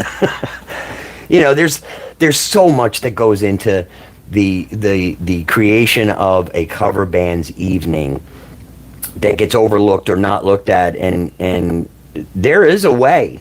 There really, really, really is a way to build up the scene while building up the quality, while building up everybody's coffers, and that is for everybody to find some way to have some individualism. We're so on the same wavelength. I was just about to say that the I think the Treasure Coast music scene's amazing. in my head, and I realize I'm romanticizing this a little bit, okay? Maybe a lot. But I look at the Treasure Coast music scene, I'm thinking like Laurel Canyon. Yeah. Back in the 60s, in California and that sort of thing, like all there's this tremendous community of musicians. But the interesting part for me, and I think it applies to venues too, but I know it applies to bands, and I think it could or should apply to venues, is there are people like Shovelhead, and I hope like The Real Deal, and I could name a bunch of others. We know our lanes. Right. We're, I think, in some sense, pretty good. I mean, obviously you think about it a lot, otherwise we wouldn't be having this conversation, Right. and I do too. But think about what's my lane. I mean, it's a funny thing, we were talking about the 60s, and this is why I love the 60s. I go back to the 60s, it's like, I don't need to be the Beatles in that. I don't need to be the analog to the Beatles. I could be the analog to the Turtles, I'll be perfully happy, Yeah. you know what I mean? I don't need to be that thing, but I know my lane. Right. And you and- have to choose that spot, and you've got to buff it and shine it and caress it and be authentic to it and be yes, but see, there's a reason. The reason behind that is that it is creating the popularity. So so now we get back to tribute-ish, okay? Yeah. My That's shovel the word of the day. I love a lot of different kinds of music, from hip hop to fucking any country to hard rock and metal to country music, all kinds of fucking music. I'm a big Black Crowes fan. Right. I cannot effectively play the Black Crowes with Shovelhead the way it should be. Got it. Musicians have strong points and musicians have weak points. If I gave those fucking guys Dream Theater to play, they could do it tomorrow. But when I give them something that is more country laid back-ish, gospel-y, it's not their forte, so it doesn't sound right. So I don't put that on the menu for Shovelhead. Yeah. I will find another outlet to be able to do that. And that menu of the Shovelhead menu, just like the Real Deal menu, and or whatever fucking band, I'll use a Rock Candy as an example because there's about 25,000 Rock Candies across the country. Any band that's out there should cultivate a unique personality, because that's what's going to make the difference between them and the next guy. And then all of this stuff ties back in, because then you were talking about doing, the songs that you hate but the audience wants to hear. Yeah. And they'll get up there. And I'll see some of these bands. And by the way, there are a bunch of bands down here who really do have their own lane. Right. As I say, I think you do, I think we do. I'll name one, just to, a group like Cypress Creek. They do what they do. It's country. Yeah. I mean, that's that. Yeah. You know what I mean? And they're not trying to play. And what they don't, you're not going to go to a Cypress Creek show and hear play that funky music, White Boy. Right. Right. And if you did, I mean, I'd be shocked. Yeah. But I do hear a lot of bands who want to be everybody's everything. Right. You can, and you should. And you start, and even bands that had started out with their own lane, and then all of a sudden it's like, well, people want to hear. People want to hear Mustang Sally. I remember I had a guy come up to me at one show. I said, "Guys, do Mustang Sally?" I said, "No." He said, "Oh, you could do it." I said, "I know I could do it." Yeah. I said, I just don't want to. I don't want to do it. Why not? Because everybody does it. Right. That's because it's a great song. No, I said, no, it's because it's an easy song. Exactly. I said, but it's just not what, it's not what we do. So, well, it's like Sweet Home Alabama. Yeah. Okay. I will throw it in occasionally because it's a 3 fucking chord song that you can get away with. That it's one of those fucking songs where people will ask you, play Freebird. Oh, no, I'm not going to play fucking. That's just a whole joke within itself. But there are songs that are within that I always fall back on the on the Sweet Child of Mine, because not every band can actually play that song effectively. Either the guitar Correctly. player fucks the beginning thing up, or the singer is totally not the right key for the singer, or whatever the case is. But it is one of those songs that if you can play it, you have to play it, because they want to fucking hear it. But then I will also do, some other Every once obscure thing every in once there. in a while, we'll decide to do a song Yeah. that other people do play. But when that happens, then I said, look, I've heard like 4 bands down here play this song. Yeah.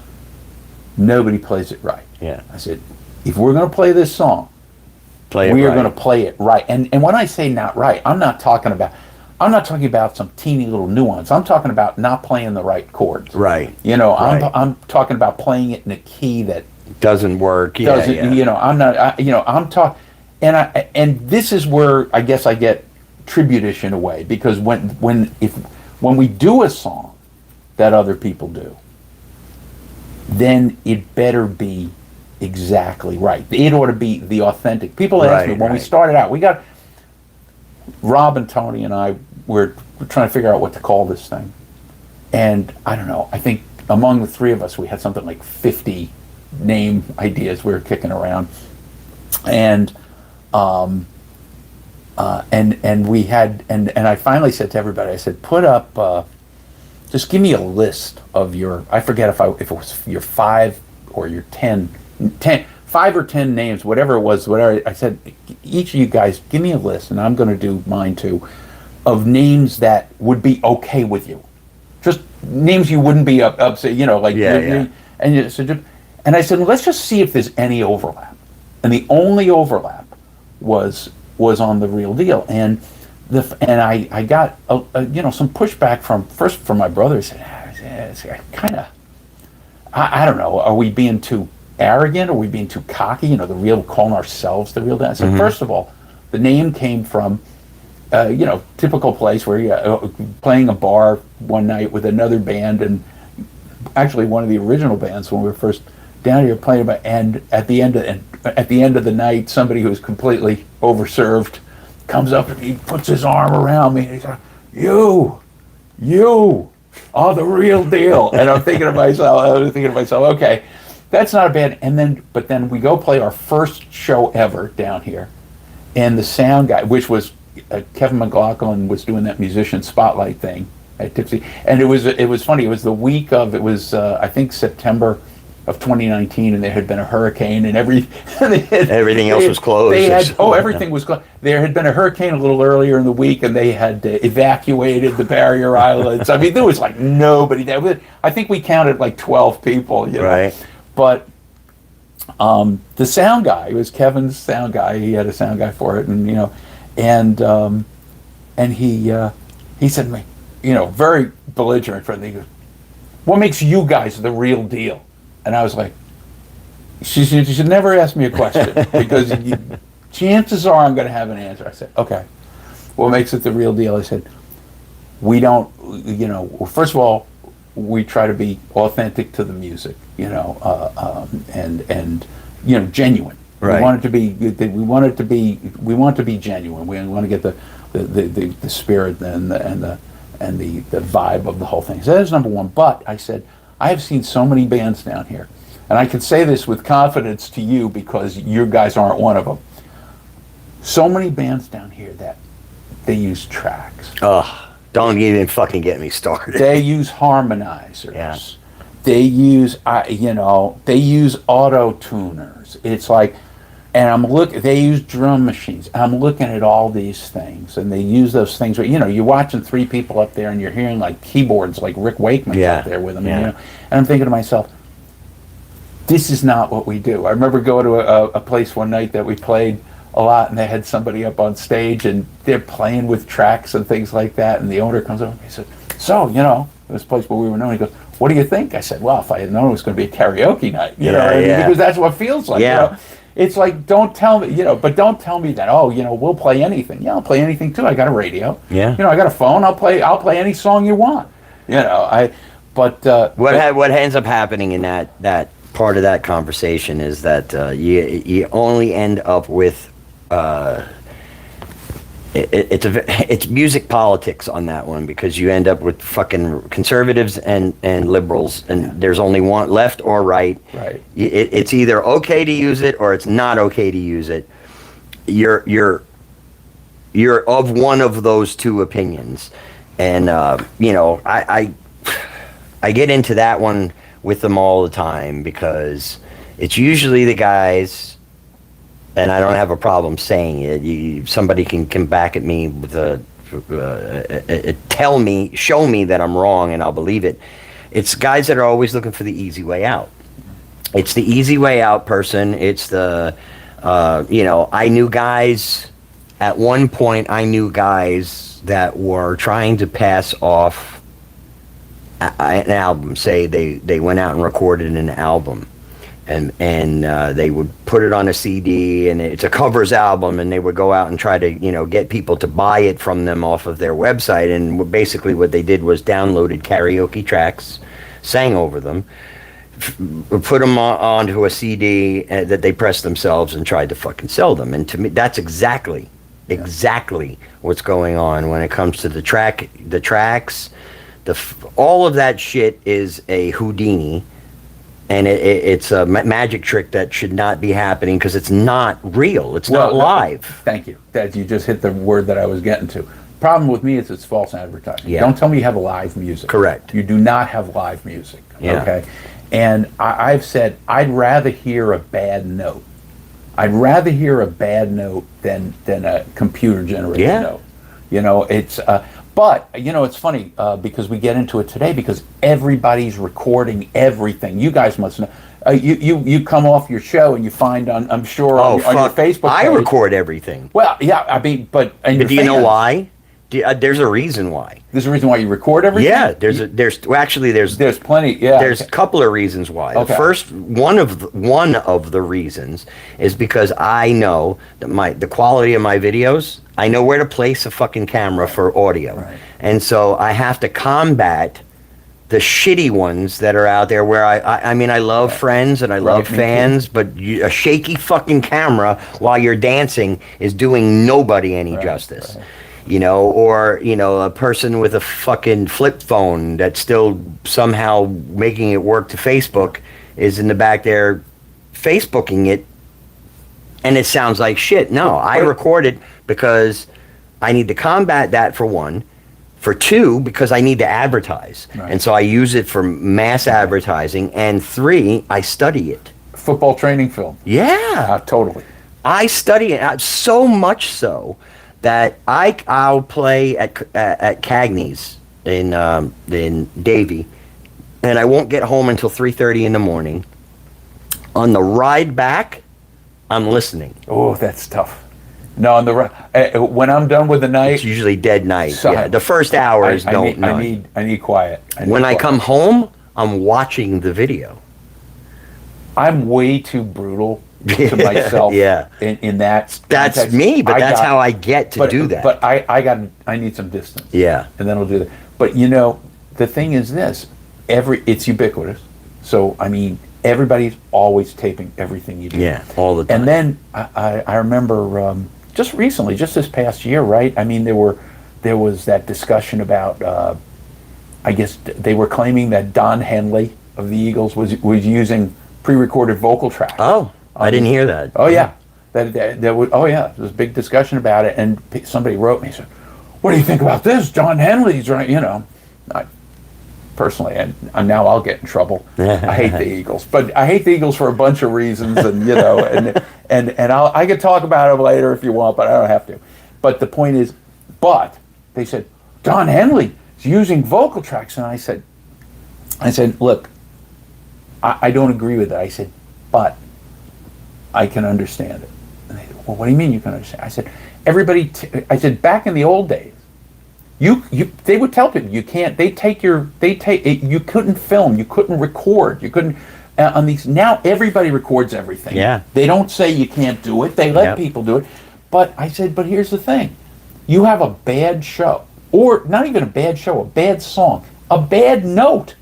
and that goes viral forever. I mean, look at what a couple of years ago with the Bon Jovi thing. He had like one bad performance. I mean, and I've never seen the band, but I saw him doing an acoustic thing in New York at one point and he's got a magnificent voice, and this is probably 10, 15 years ago, but it was, but absolutely magnificent voice, and so he there was this one video of him, and he was off. It was just off, and the guy and people are going, "Wow, I'm not going to see him on tour. He can't sing anymore." So they've created a situation where people feel like they need to be perfect, which was never the point of live music. Right. And Grateful Dead made it their point to not be perfect, and no, but look, there's an outlying truth to that, in which it has destroyed the industry to the fact that there was a mystery. So when I was a kid in the 80s, which now that's 30, which kills me that I got to look at that and say 40 years now. Yeah, I know. When I was a kid in the 80s, when I was listening to music, if I wanted to know who was in the band, I had to buy a fucking magazine, and I had to seek it out. And do you know, or read a lot of. I mean, I spent a lot of time reading liner notes. Yes, but there was a whole period of time in my life in which I bought magazines based on who was on the cover of the magazine. Circus, Cream, Hit Parader, fucking Rip, and then all of them. And then when you wanted the more technical aspect, you buy Guitar Player, right, or something like that, right? Guitar World, Guitar Player, Absolutely. Guitar, all these fucking magazines that were out there. But you had I knew there was a time when I knew so the Guitar World, Guitar One, and Guitar Player. Okay, there was a period where I had endorsements that I was in the magazines in advertisements. And so what I wanted to do was I wanted to see them, right, but I wanted to physically hold the magazine and open the magazine to the page that had my fucking advertisement on it and see who was across from it. And then it got to the point that I knew the delivery dates for my favorite what newsstand got the magazine deliveries earliest, right. So I could time my visit to that store based on when Guitar World was coming out. He would get it and I would go there, and right. But you had to seek it. If I wanted to see a live video, I had to find a bootleg or somebody that had a bootleg, or actually physically go buy the VHS tape, because you couldn't get a bootleg copy as readily available as you can now. If I put Kiss concert in you're not allergic to cats, are you? No. Gonna come out and say hi. If I was to put in any concert, actually, I would get any number of videos on YouTube from many different sources, cell phones, all kinds of shit, right, that were never there before. And it kind of is here's the other aspect to that, is how many people are out there how many people do you see listening to music sitting at a table on their fucking phone? Oh, right. Which is a minuscule mono fucking with a speaker. Yeah. Like, music is not meant to be played mono to begin with. Number two, through a tiny little fucking speaker on your cell phone. Take a pair of headphones and listen to some shit you're listening live with a pair of headphones, and you'd be horrified at what it actually sounds like, and or surprised at how fucking good it sounds. Like, I've got some video that I've shot with my cell phone at OCC Roadhouse that when I listen to it on the phone, it sounds like garbage. But if I play it on my TV through my surround sound system, holy fuck. Oh, yeah. Well, for one thing, now you've got bass. Right. Yeah. Bass, mid-range, treble, it's all fucking there, where there's nothing but mid-range on that. Well, what drives me crazy is, you go to a concert, because I'll still go to concerts, headliner concerts, and you got the people watching the people in the row in front of you. They're watching the whole concert through their phone. They're watching the whole thing. They're filming the whole thing. And I say to myself, why don't you just kind of be in the moment? Yeah. The first time I went to a fucking concert where people were sitting in their seats, I was like, what? It was at Jones Beach, mind you. Oh, okay? yeah. Jones Beach. It was been there many Melissa Etheridge concert that at my ex-wife at the time was. I was going to say, you don't seem like a Melissa. No, Etheridge it was a guy. huge Melissa Etheridge concert, and this was in the, I'm going to say the early 2000s, somewhere in the early 2000s. Jones Beach concert, Indigo Girls, Melissa Etheridge. Everybody was sitting in their fucking seats and we're standing because we're actual fans of the fucking music and the songs that we're playing, and we're having a good fucking time. And I probably came this close to getting my ass kicked by butch lesbians because I was going to say that was not an audience. They were pissed because we were standing and you're blocking their view. And I'm thinking to myself, this is a fucking concert. Right. Why are you sitting on your ass? Right. You know, it's 2 hours of your life. Right. Why are you sitting down? You know, but everybody has different values to the entertainment quality or the concert experience. Some people are going to be seen. You know, do you remember that back in the day when you went to a concert, where everybody got dressed up to go to the concert? Those people were there to be seen. Well, the club, I mean, the hot clubs. Yeah. You know, and back in hell, I mean, you know, I go back far enough. I remember places like Studio 54. Right. You know? Yeah, but see, now this is going to drive me right back to that whole point of the venue and the providing a unique atmosphere and a unique space is. So the largest demographic for money spending at a bar and a restaurant is 45 to 65, and then to 75. Okay. So you once you get beyond 75, it's a rarity that you see large groups of 80-year-olds out having a good time watching music. I mean, it just is. It is what it is. Yeah, no, it is what it is. So you look at your demographic, and you kind of you say now, if you look at the biggest money spending demographic, it's between 45 and 65 years old. Well, that demographic were children and teens through the 80s, late 80s, early 90s. That's true.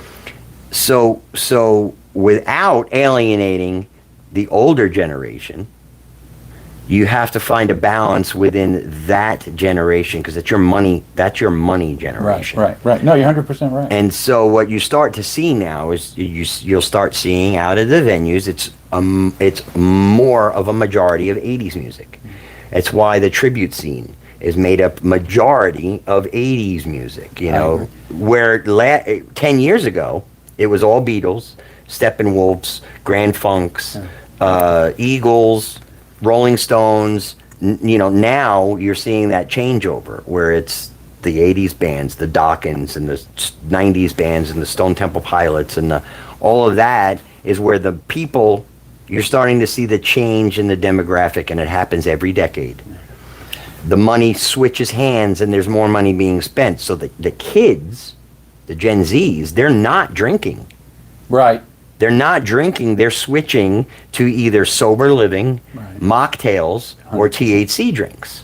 Because the physical effects on the body of the alcohol drinking, between the physical effects, the constant accidents, the constant deaths that are involved in it, and all the other things that go along with it, are creating an atmosphere in which the alternatives are better.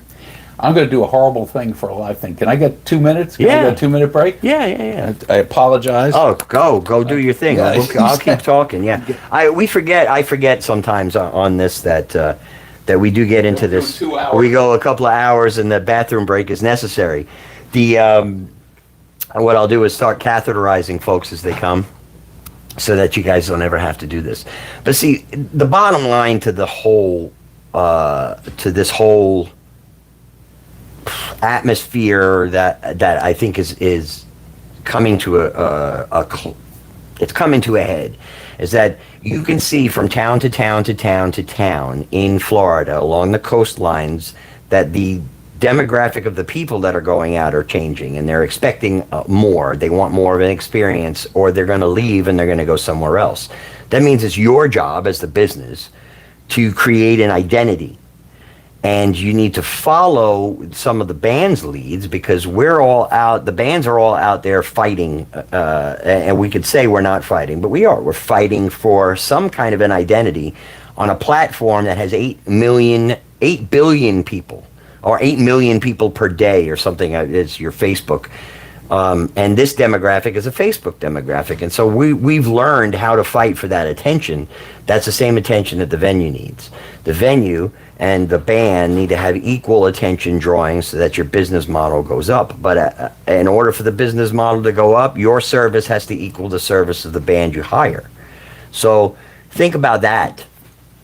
That actually should be what you sit down and think about each time you hire a new band, is think about your business quality. Does the band's quality match the business quality that you provide? And if they don't, there's a change that needs to be made.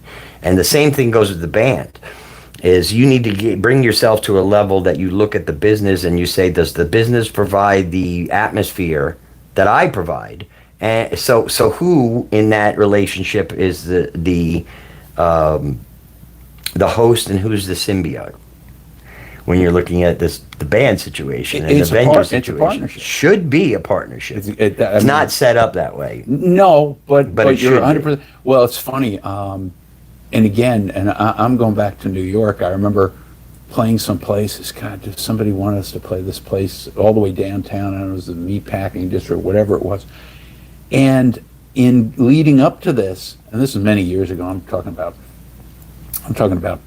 2008 maybe, you know, in there, and we were still playing original music, and I was starting, and I was saying, well, we need this time for a sound check, and we need the thing, and they started to get impatient, when they and they're going like, well, you know, it had 15 minutes. I'll never forget the person on the other end saying to me, said, well, you know, it's not Roseland.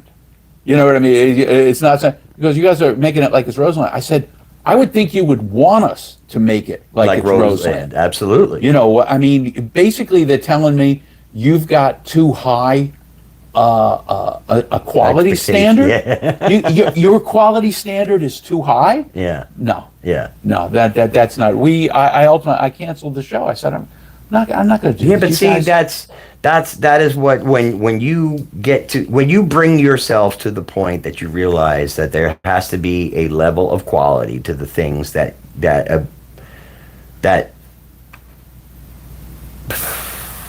it takes money to make money.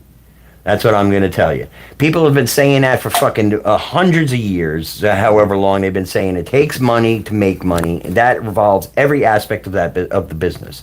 The band that you spend more money on a band, the quality of the band is going to be better, because the band knows they're going to book them. If the band comes to you with a $600 quote, you can almost guarantee that the quality of the band is going to be subpar, because they don't have enough of a want or need to build their business quality up to enough that says, I'm a premium. I like people who have a stake in things. Me too. I like stakeholders. Me too. And because you have to work for your fucking money. Yeah. You can't rely on somebody else to provide the paycheck for you. Yeah. And if I have a stakeholder, I mean, that's why, in our band a long time ago, I said, look, we could do this one or two ways. We could be employer and employees, or we could all be partners. Yeah. And everybody, wanted to be a partner. Mm-hmm. Well, there's ups and downs to that too. But I much prefer to have everybody having a stake in the overall success. I always wanted it to be that way. Yeah. But the problem is, you can't put four guys in a fucking room together, four musicians in a room together, and have four guys on the same page. No. It is so fucking impossible to, I always liken it to this. It's like having a teenager with a cell phone and trying to get a return text message from that teenager, as trying to get a band, in most band situations, to try to get your bandmate to promote their band on social media. And I have said it till I'm blue in the face. I'm like, look, dude, in the 10 minutes that you're sitting on the fucking toilet a day, you can share your fucking band page or a gig poster or something. It's I had to learn you have, in order to again have the take the responsibility out of their hands, own the band. Own the band. Now they don't have to worry about it. Yeah. I mean, they're partners and they're partners. You know what I mean? But listen. But there's a way to do that too. I tend to be kind of a workaholic. Yeah, me too. In a lot of ways, and I don't mind. I wouldn't be doing a fucking podcast if I wasn't. Like, well, exactly. And I'll be honest with you, I wouldn't be doing your podcast if you weren't, if I weren't. But it always, I always go back to the Frank Zappa quote, about rock bands being mental institutions. Yeah. And I also remember a very dopey little movie, that Tom Hanks movie about That Thing You Do. Mm-hmm. Right? I don't know if you've ever seen it. It's a silly little movie, but there's a lot of truth. I don't think there's a Tom Hanks movie I haven't seen. A lot of truth about the 60s music scene in that movie. A lot of legit truth. And I like when the drummer meets his idol, the jazz musician. Right. The jazz musician meets him in the club he's talking about, and the jazz musician says, he says, how so your band is it any good? Oh yeah, we're good.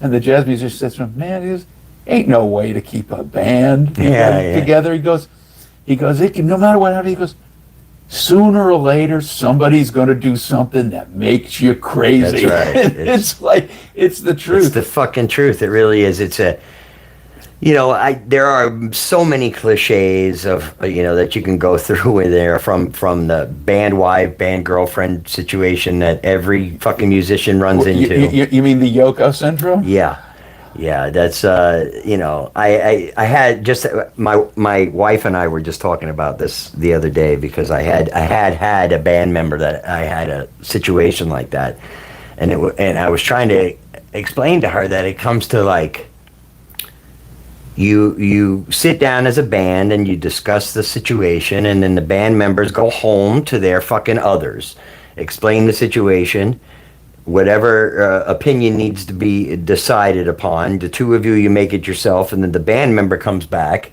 and either your tail is out and you are going to discuss it like a fucking adult, or your tail's between your legs and you're going to side with your fucking wife, and that's going to be our opinion, but the opinion comes from you. I had been in situations where I had wives and ex-girlfriends and girlfriends of band members, like trying to insert their dominance and their opinions and their everything into it, and you're just like, where the fuck did you come from? Are you slaving it out at practice? Are you humping the gear? Are you paying for my strings? Are you? It's hard enough to get 4 people. Let alone their others. 8, yeah. Or the. No, I hate that. And it was. And actually, you learn that. How many times are you married? Just once. Okay, so I learned that in my first marriage, was that the second marriage, when the second marriage comes around, you put your foot down way ahead of time and you say, my life revolves around music. You need to understand that there is a place where music comes before you, because women don't want to be told that there's this place that's before them. Well, I've always been, anybody I was ever with when I was playing music, I mean, I would have the charming speech before, if they ever came to see us play. Yeah. Whoever was, say, listen, this isn't a date. That's right. I'm not working here for you. That's correct. I am here for everybody else in this place. Except for you. That's right. Except in as much as you are a member of this audience. Yeah. So if there are 300 people there, yes, you're 1/300th of it. Yeah. But it's a terrible thing to. I mean, it isn't. You're being a professional. Dude, I'll never forget this. There was a New Year's Eve in New York where my band was playing this place where we used to blow out the attendance all the time in Massapequa, and it was a place called Jugs and Strokers, and yeah. Massapequa, that's Long Island for you. Long Island, Massapequa. For the 3% of you down here who are not originally from New York. Yeah. Well, we played this New Year's Eve, and of course, my ex-wife, at some point during the evening, I completely lost sight of my ex-wife. Now, in a place that's packed, crowded, any band member that's wife or girlfriend is in attendance, we can spot them from fucking, 10 miles away. You can spot them in the goddamn. I know where my wife is at any given time. I can't see anything. No. Oh, yeah. I'm wearing prescription up there. Oh, listen. Contacts. Contacts, yeah. Yeah, but with the lights Oh. and everything dark, you get the lights, yeah. everything's dark, great ears, lousy eyes. Yeah. But I know where she is because my protective mode says my wife is a very attractive woman. I'm going to keep an eye on her. And my ex-wife, I remember at some point she was fucking missing. And I had to send somebody to go look for her because I'm playing. Right. Now I had to stop. Right. I had to call somebody because I haven't seen where was she? She had locked herself in a bathroom stall and passed out. Oh, my God. Yeah. And but see, those are the things that people don't. They think that coming to your gig, it's fucking party time. Right. And no, I'm there to work. I am working. I as much as you want that to be a party, it ain't a party to me. I mean, I'll drink. Yeah. I'll have a drink. Not at a show. Right. Not at a show because I can't do it. None of my guys drink. Yeah. My whole band doesn't drink. Occasionally, I will drink, Eric will have a but never drink. at a show. Yeah. Occasionally, my bass player will have a shot of tequila, and he'll sip it. He won't even do the shot. He'll sip it over a fucking couple of songs. Nobody else in the band drinks. I think Eric, my guitar player, will have a beer after the show, but not during the show. I can guarantee you I've had a gummy. I'm on a THC gummy every fucking time. But that's just because I get to this point where I am so wound up that it's the only thing that levels me. It's been suggested to me that you get it too. It's been suggested to me that I should do it. Yeah, that you should. That's what I'm saying. Hey guys, honestly, mellow out because again, OCD. I'm going to say this: every fucking kid that is out there that some doctor prescribes Ritalin to or some shit like that should be given a THC gummy first, because they won't be dependent on the crazy opioid, because you're not going to get dependent on weed like you are on something else. In the gummies right now, I take one in the morning and I'm good for hours, literally hours. Ain't like smoking a joint used to be back in the day where 45 minutes later it was gone and you need to smoke the next one. If I take a gummy, I am set for at least 6 hours. But of course then I'll supplement it with these my daisies. But see, that is another issue to this whole live music thing. That needs to be figured out quick instead of waiting for the shit to hit the fan and then coming up with a plan. Is as a bar, as a place that has spent most of all of your existence thriving on alcohol sales. If the sales are slimming, and they're going to just continue. It's a trend that is not going to just disappear, and people are going to wake up one day and say, "Oh, I'm going to get fucked up and just start drinking every day." Right. If it's a trend that is becoming normal, what do you do to combat it? You have to. You can't just sit back and say to yourself, "Oh, well, I'll just spend less money on bands." Because half of them are already spending the least amount of money they can. That's a philosophy that I call the sinking ship philosophy. It's kind of like the ship is sinking. Let's throw out all the food, that to lighten it up. So instead of I'm going to tell you what the answer is. The answer is going to be at some point within 5 years from 2025. So we're going to say by 2030, 90% of the venues are going to have a cover charge. I can almost guarantee it. It's possible. I mean, the problem is I think it was my grandmother who used to say, said that the way you set the clock is the way it runs. Yeah. And the problem is you create an atmosphere. Something. Yeah. And until it's not viable anymore, though. I get it. I think, let me give you an alternative. they'll have to figure out something else to sell. They'll have to Correct. figure out a different way. So here's a perfect example. The cover charge goes with some people. In Florida, what I do see a lot, and particularly on the Treasure Coast, is you'll get groups of people who'll hit 3 venues a night. Right. And depending on who else is there and who's playing and where they're having the most fun, they're not going to pay 3 cover charges a night. No. So I think the not having a cover charge thing, I think there's got to be another way. Yeah, to build but up now revenue. to play devil's advocate with you. Okay. Build a fucking venue where they want to stay. Oh, Build a venue 100%. where the patron wants to fucking stay, and you will never see them leaving and going to another fucking place. That's step 1. Step 2 is hire entertainment in which people want to stay for. yeah, this whole thing comes down to Quality. a 3-word thing. It's earn your business. Correct. Stop expecting it And to I be agree. I there think you just because said quality. yeah, And that is it's like a totally- guy walking into a fucking town that's got 250 pizza places and saying, I'm going to open a pizza place and I'm going to sustain it long enough to survive, for my family to fucking survive, in a place that's got 220 fucking pizza places. Right. Now, do you really think that your pizza is any different or any better than 220 other fucking places? You're going to have enough opinions that are going to say yours is the best? It ain't going to happen. And we'll circle back to that whole thing too, which is find your lane. Yes. Find a lane. Do something. Find do your lane, something that stick to nobody it. else is doing. Stick to it, be good at it. Like, here's Don't be great at it. Be great at it. You know what? Here's another thing that's driving me fucking crazy, is that it's female-fronted bands all play the exact same fucking thing. And when I look at it and I say to myself, I would love to go out and see a band with a female singer actually doing all of the fucking hits of the 80s that used to be.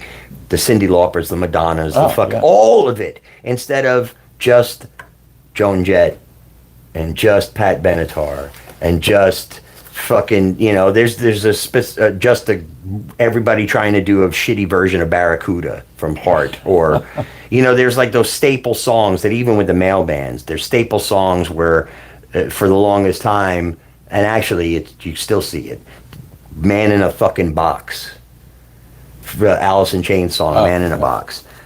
Every goddamn band is still is playing the fucking song, and none of them ever play it with any greatness that makes it a great song. See, my thing, because we're both singers, and Yeah. you're a terrific singer. I've heard you many times, and you're one of the few guys on the. There are Thank a bunch you. of musicians on the Treasure Coast. There aren't that many really great singers. Yeah. And there are even fewer people who, as groups of people, know how to sing together. Right. I love the old hippies. Yeah. Because those guys know how to sing. Yeah, they know Those- how to those harmonize. guys that I Bill see and that's Ted- something I can't do. But you're a great lead singer. I'm a very good lead singer. I'm a shitty harmonizer. My ear just goes direct to the main vocal line. It's like I can't shake it, and I've tried. That's a tricky thing. Thing. But singers, to me, again, and it seems to happen with the women more than with the men. And I hate to say it, because you get these female singers who have grown up on Mariah Carey. Mm-hmm. And, I think that gymnastics. Oh, and they God. can't do it. I always feel like at the end. Well, first of all, nobody does it like she does. Correct. But it's that Olympic, right? It's that kind of Olympic. It's that thing that you feel like you're watching figure skating, and you're holding up a score at the end of 6.7. You know what I mean? It's like, Because the thing is this, is that it's like the people out doing the Journey songs too. The reason why you don't see a lot of guy bands doing the Journey songs is because The guy range. bands can't fucking sing it. The And range. so you get the girls having to sing the songs. Right. Now, for me, as a singer, I have 30 years of vocal lessons, like hardcore Really? vocal lessons, yeah. Because I wanted to be able to sing anything. Well, you got a great range. I've heard. I didn't always. I've heard you do some Journey stuff. I had to work at it. That's in the stratosphere. The hardest song I sing is "Your Love" by the Outfield, because I don't falsetto. I go. I've heard strong. you do. I've heard you. I think I've heard you do. Correct me if I'm wrong. I'll be embarrassed if I got this wrong. I think I've heard you do Separate Ways. Oh yeah. Separate Ways. We do Separate Ways. We do Any Way You Want It, and we do the standard one, Don't Stop Believing. Right. Which we no keyboards. We do it just guitars. I love doing it that way. It's well, but let me say this.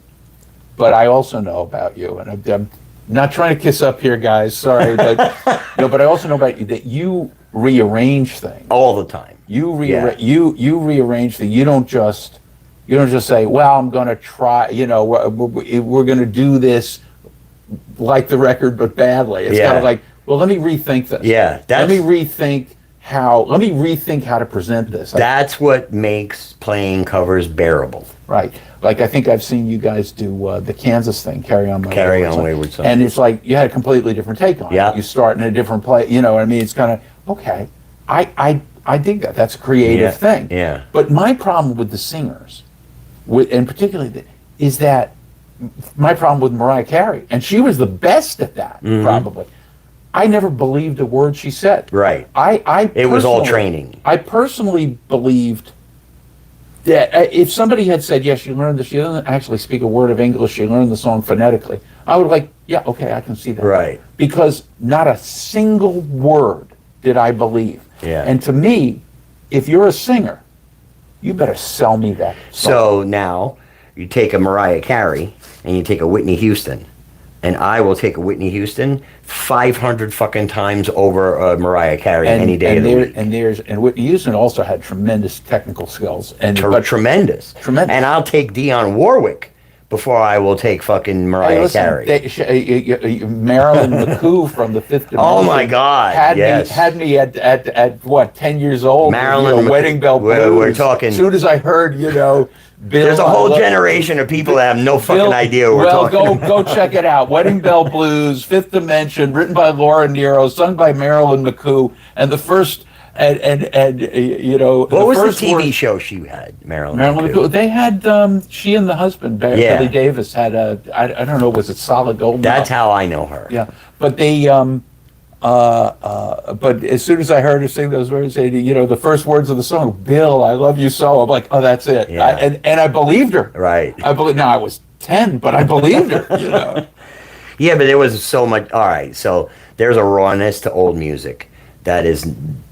Because we've gotten into the, I forget who the fuck I was talking to with this about the other day, about it was George, the singer from the Creed band that I had here, 4 tracks. Right. So the Beatles albums were recorded on 4 tracks, right. What is a 4 track for the layman? It is taking 4 sources. So say I have this track has George Harrison's lead guitar on it. This track has Paul McCartney's bass line on it, and this track has Ringo's drums on it. This track's got John's guitar on it. Well, that's 4 tracks. I take John away. You've used up everything that you've got, right? I take John's guitar away, and I take George, Paul, and Ringo, and I take those 3 tracks and I arrange them so that they sound as perfect as I could get them, and I record all 3 of them as 1 track on the 4th track, and now I have 3 tracks open up again. Right. Now I go in and I record John Lennon's track, and then I have 2 tracks that I can use for vocals, but I need more than just those 2 tracks. But back in the day, what they did was they would both stand in front of 1 microphone, and they would sing their harmonies at a proper level to get it onto the tape. Nowadays, what they do is when you go in and sing, you sing in parts and pieces that get placed together in a computer, and it's the whole aspect of that live feel is fucking gone. It's gone in every recording. Like, I used to love reading articles about how bands recorded the material, because you would learn, like these guys, the Bee Gees could actually do that together in a fucking room. Like, each one of the guys knew how loud to sing, how soft to sing, what harmony to sing, and now that is an art form that is no longer existent because they go in there and they singing through a pedal. That's creating the harmony. Yeah. That's or the keyboard that is now creating the guitar part and the drum part, and we're all saying that it's okay, it's good, it's the creation of music, until we get to the live atmosphere. Yeah, Then you get to the live atmosphere, and there's one fucking guy on the stage playing an entire band's worth of fucking music while he's singing to it. That's karaoke to me. That is karaoke.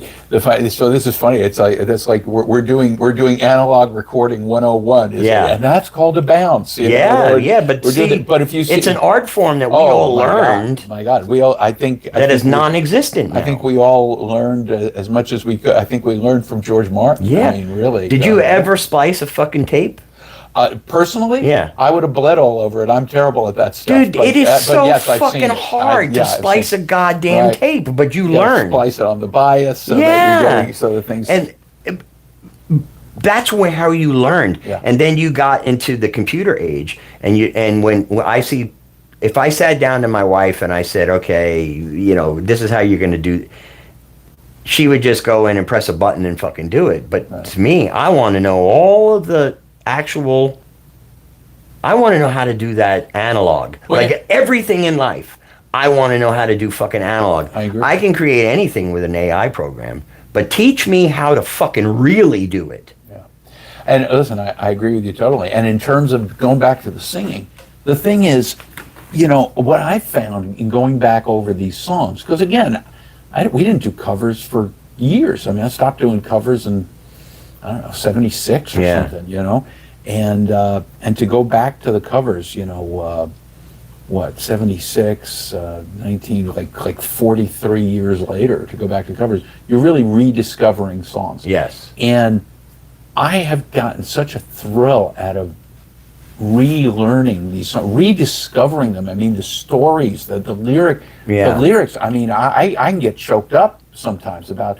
Because before you didn't study them. You didn't really study, and now, having done that, but when I see folks reading off, an iPad, reading lyrics, it's like, I said, well, what's your problem with it? What's my problem with it? I said, why don't you go the next play you go to? The actors are going to walk around with the script in their hand, and they're going to read their parts. You can't win the argument. It's another one that I use it for clickbait.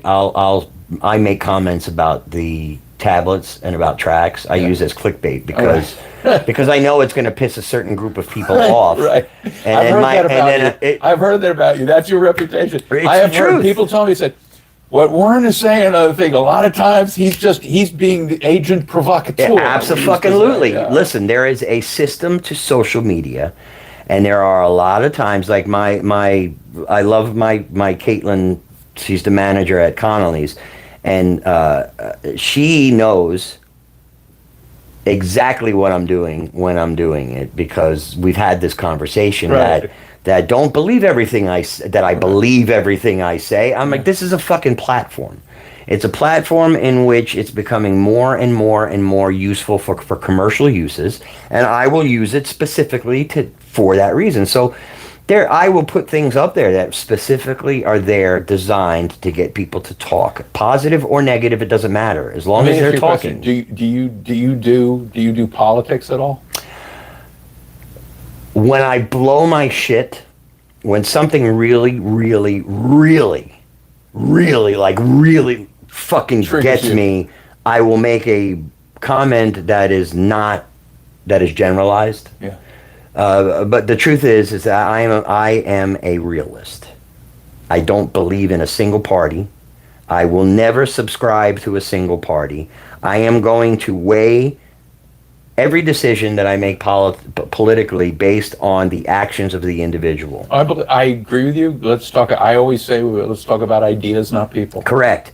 If I'm going to watch. I'm not a registered anything. No, I'm going to watch. I will not talk politics. Yeah. And the reason I won't talk politics is I don't want to lose half my audience. Well, that is something my bass player Eric had to teach me early on, is that there are certain, like, he gets upset when I talk about weed, and I'm like, yeah, but the conversation, the subject is changing nationwide, like it's so much more acceptable, and he's feeling is that there's still a stigma to it, and I go, yeah, but I go, what stigma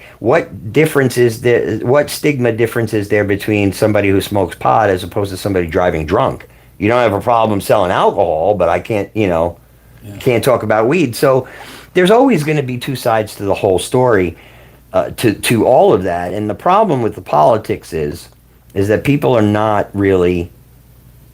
talking out their ass from zero life experience, and they're also keyboard warring, because if they really felt strongly, like my father felt strongly, and joined the Martin Luther King Million Man March, that is conviction. That's wild. Taking your fucking convictions to the level of actually standing up for them is a success in standing up for your convictions. Not just blowing some bullshit steam on Facebook doesn't mean shit. It doesn't mean shit for me. So that's why I don't talk politics. And the truth is that, for a while there, I got into this whole mindset of cover banding, period, selling business, selling music, selling all, a good time and all that shit is constantly having to cater to other people. And then you get to the point where I think it's in everybody. When you're younger, you live in this atmosphere where you feel like you have to please everybody. As you get older, you reach a point where you say, I'm fucking tired of doing everything for everybody, and I'm just going to do for me. In this whole time, I look at the situation and I say, well, what am I going to get out of all this? If I'm going to put in all the time, I want to get something out of it. I don't want it to be just a hobby. I've spent 40 fucking years of my life developing this voice, developing my style, my ability to take a song and rewrite it or rearrange it so that it fits me and makes you coming to hear it fresh again. See, right. You're a musician, so I can play. There's not too many. When you have a musician in an audience, I frankly find it terrifying. There's two reactions that you get. You either have the person is up there being wowed at what you're doing, or it's the one of those, they're fucking studying everything you're doing and giving you that, like, oh man, this fucking guy, sweet child of mine again. There's an aspect in there in which everybody should just be owning the music that they're playing. Absolutely. The only way to effectively get up on that stage and not look like you are acting is to own it. That means you got to know the lyrics. You got to, listen, I cheat. I'm not beyond cheating. I just choose to make my cheating non-visible to the public. Right. I have a fucking book, and the older I get, the bigger the font is in the book of cheat sheets because I'm doing 40 fucking songs in a night. Right. Of multiple styles, multiple singers, multiple subject matters. There are all kinds of squirrels and tits and things flying out in front of me that are distracting my attention. So there is a million reasons why having a tablet, I could see the positive side of having a tablet. Right. It's the placement of the fucking thing and the reliance on the thing. That drives me fucking crazy. Because look, Bob Dylan, I just read recently that he used to say, he said, somebody asked him, how do you remember all these lyrics? He said, I have a book. He actually bought a published book. That was like the lyrics of Bob Dylan. Oh, right. He said, I have it in my dressing room. He said, I have it every show. He goes, I never look at it, but just knowing that I have it, I'm okay. Yeah. Well, the thing is, you get to a point when you're not lugging around, when you're lugging around a cheat sheet, right? You get to a point where the cheat sheet is memorized because it's now muscle memory retention, and all of that becomes this. As long as I love the muscle memory retention thing, because the only thing that screws that up is when you start thinking about it. Yeah, so what I have a tendency to do is I will purposely learn something. I will learn it lazily, so that I don't learn it perfectly, so that now I can rearrange it and do it my way. And then what happens is I've changed it up so much that people will say, I can't listen to the regular version of the song anymore, and I fucking love that. I'm like, but that's when you know you own it. That's right. That's right. And what I try to do is own every song. My philosophy when we choose songs is whether or not me as the singer can effectively own the song. Because if I can own it, they're going to be able to tell. The crowd is going to tell, and they're going to feed off that. They get the authenticity. Yeah. If you're just regurgitating, they're not going to feel it. I've had so many people who say to us, who said, Sammy said, I see that you love it. Yeah. I said, yeah. You know, I just see, and I do. But that also comes from having the right musicians. Well, that's true too. If you're, you can be. You were talking about distractions before. Yeah. That'll be distracting. Oh yeah, you know, it could be. Absolutely. You're up there, and all of a sudden somebody does something that you go, what? You know what I mean? And or inspiring though. I've had that happen. So Patrick, the drummer, our drummer, he was very hard for me to get used to in the band because Patrick is a lead singer on drums. Okay, we play to Patrick. Patrick doesn't play to us. Interesting. And it's because he will just go off on his own fucking and add a beat that doesn't belong because whatever. He's fucking either showing off or he's bored to death. Well, or this is the thing. When you've worked together a long time, you know, and I mean, it inspires. You tend to, you sort of inhale and exhale. Absolutely. Together. And you know, and it's I guess what they would call organic. Yeah. And that's the beauty for me. That's the beauty of having Rob and Tony. There's a collaboration, and it's just we come out of the same place and we breathe the same. Well, when we used to work with Felix from the Rascals, he loved working with brothers. I mean, you know, one of the guys in the Rascals was Eddie Brigatti, and what a lot of people don't know because he wasn't a member of the band, but David Brigatti, his brother, was on all those records singing harmony. Oh yeah, yeah. And so he nepotism of the old school ways was huge. Felix grew up on Eddie and David singing together, and he was a big believer in brothers just sing better together. You were talking about the Bee Gees before. Yeah. I mean, you know that they were phenomenal in that way too because there's something that there is this belief that you learn how to. You breathe the same. Yeah, but see, there's another aspect to that actually something you said just put this thought process into me is there's a huge difference in upbringing when you look at that. Okay, so I'm going to bring talent into time frame into upbringing. So the Bee Gees were born in the early to late 40s? Or I'm going to say probably early 40s, right? Yeah, they were young when they first hit the thing. I'm trying to be comparative. My mother is 77. My mother was born in 46. I'm going to think Barry Gibb's in his 80s now, right? Is he? Or 79 at least. Probably not quite, right? Because McCartney's, 82 or something? Oh, yeah. Yeah. So they were young when they first came out. So, but let's go back to the time when those kids were developing as singers. Right. In Australia, with nothing else to fucking do. Right. But ride a bicycle, or play with an erector set, or like think about the distractions that kids have now. I know.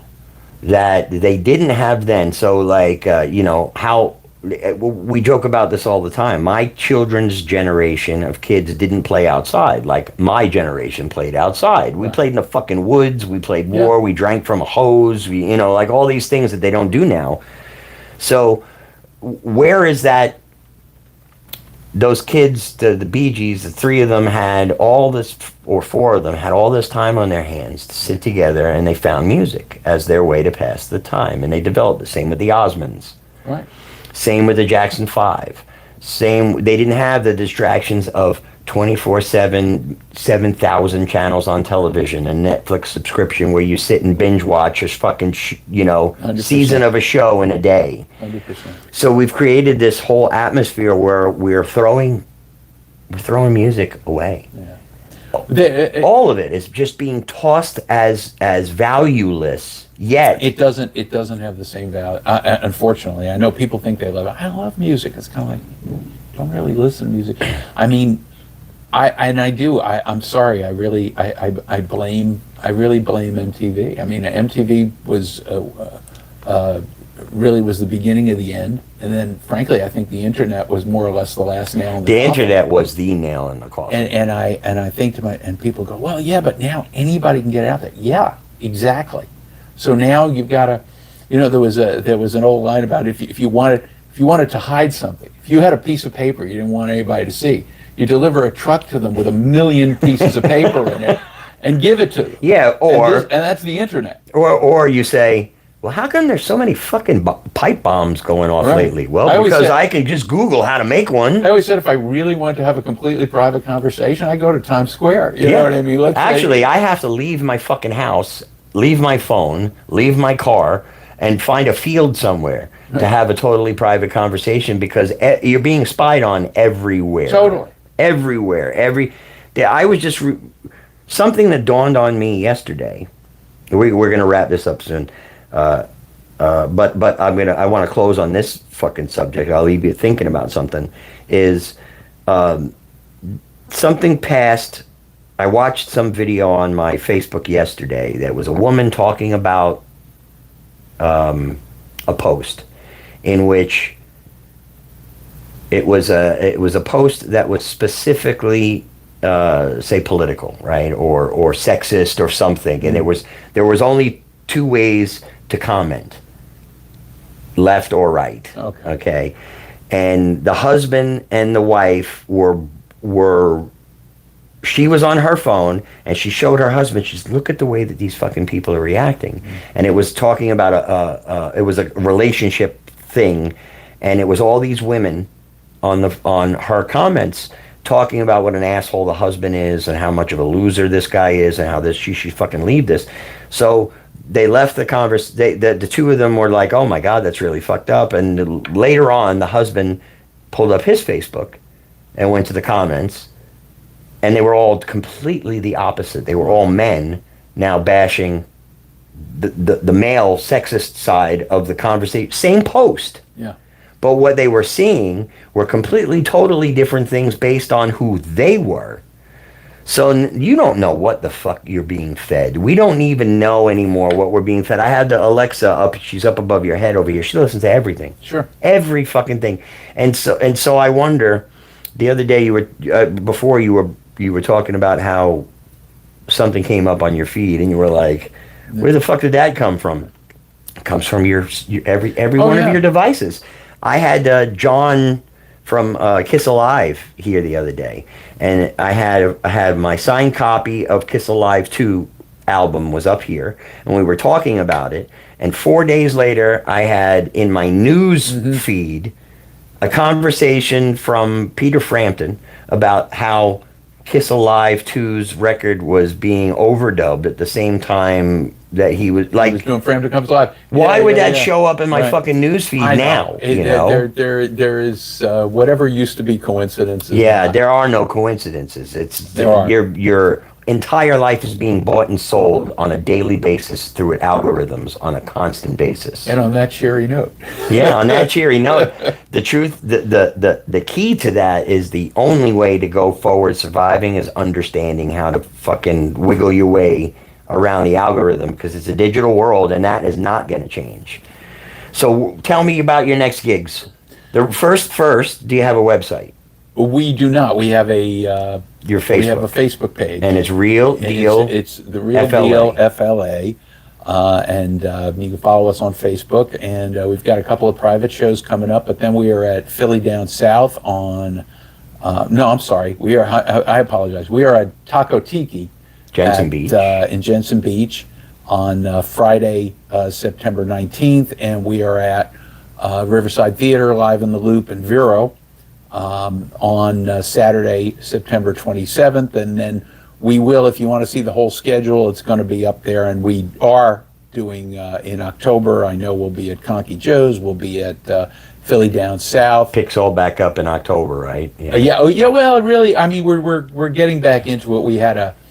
We wanted to take the summer off, but we also had a situation where my brother Rob got sick, and we needed to bring in a replacement to do that. So he will be playing with the band, but we will have a fifth member. It's been a 4-man band for 5 years, and now Oh, wow. yeah, and now we've got a fifth member because he contracted something called Guillain-Barré syndrome, which is a temporary paralysis. Oh.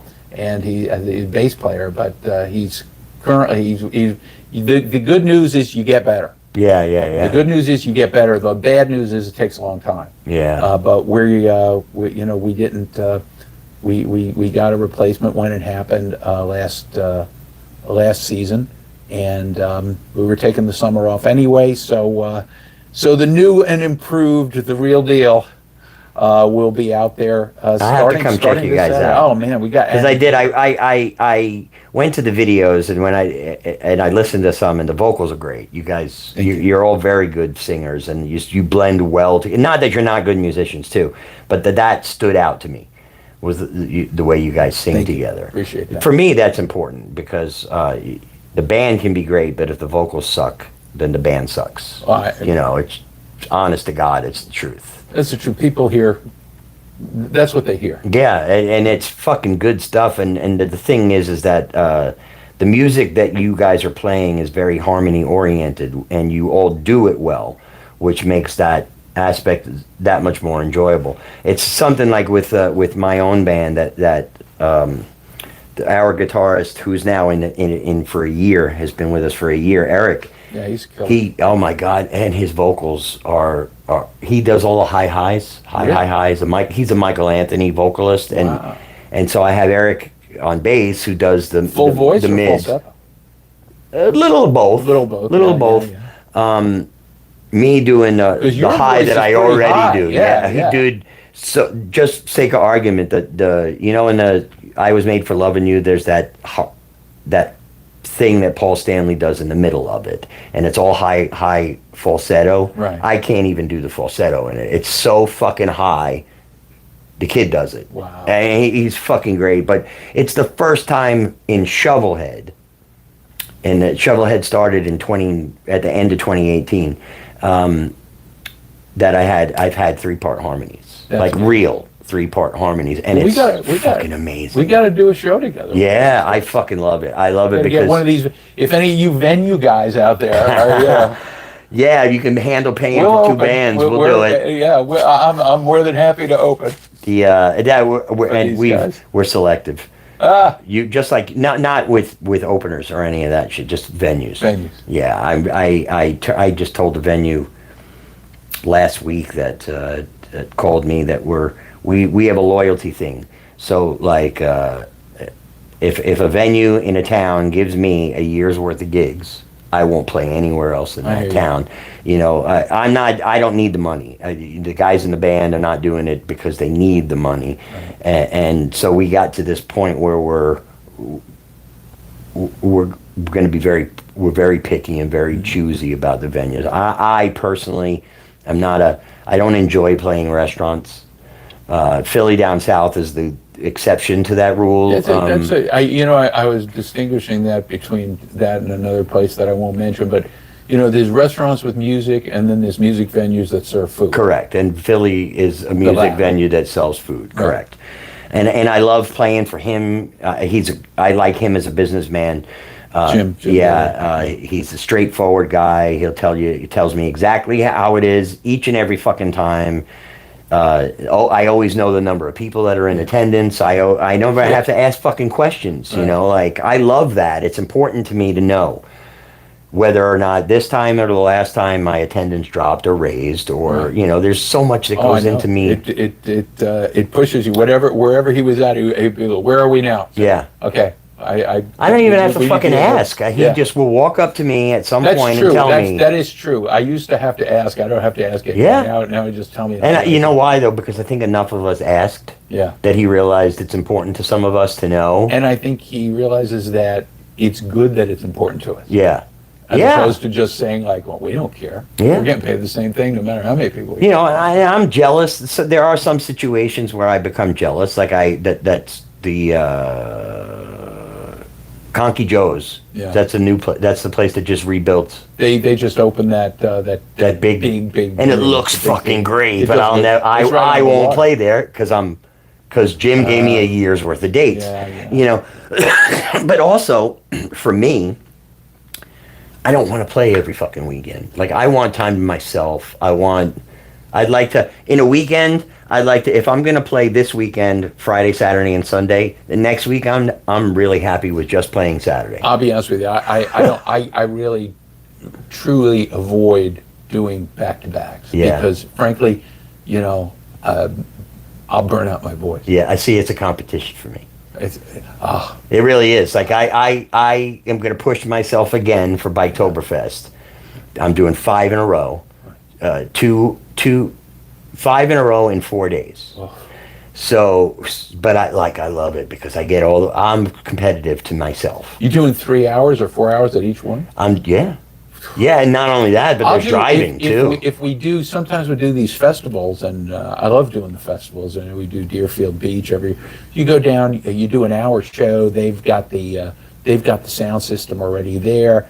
I'll do those back to back any day of the week, but 3 hours, no. I'm. You know what listen, this is the way I'm too old for that. The way that I look at the way that, and I've always been this way though. I've always been that with myself musically, vocally, that I look at it like a boxer, and the boxer will get the shit beat out of himself in sparring. You know, will allow himself to take a pummeling so that he can perfect his skill. That's the same thing I do with singing, and I'll say, okay, I'm 54 years old.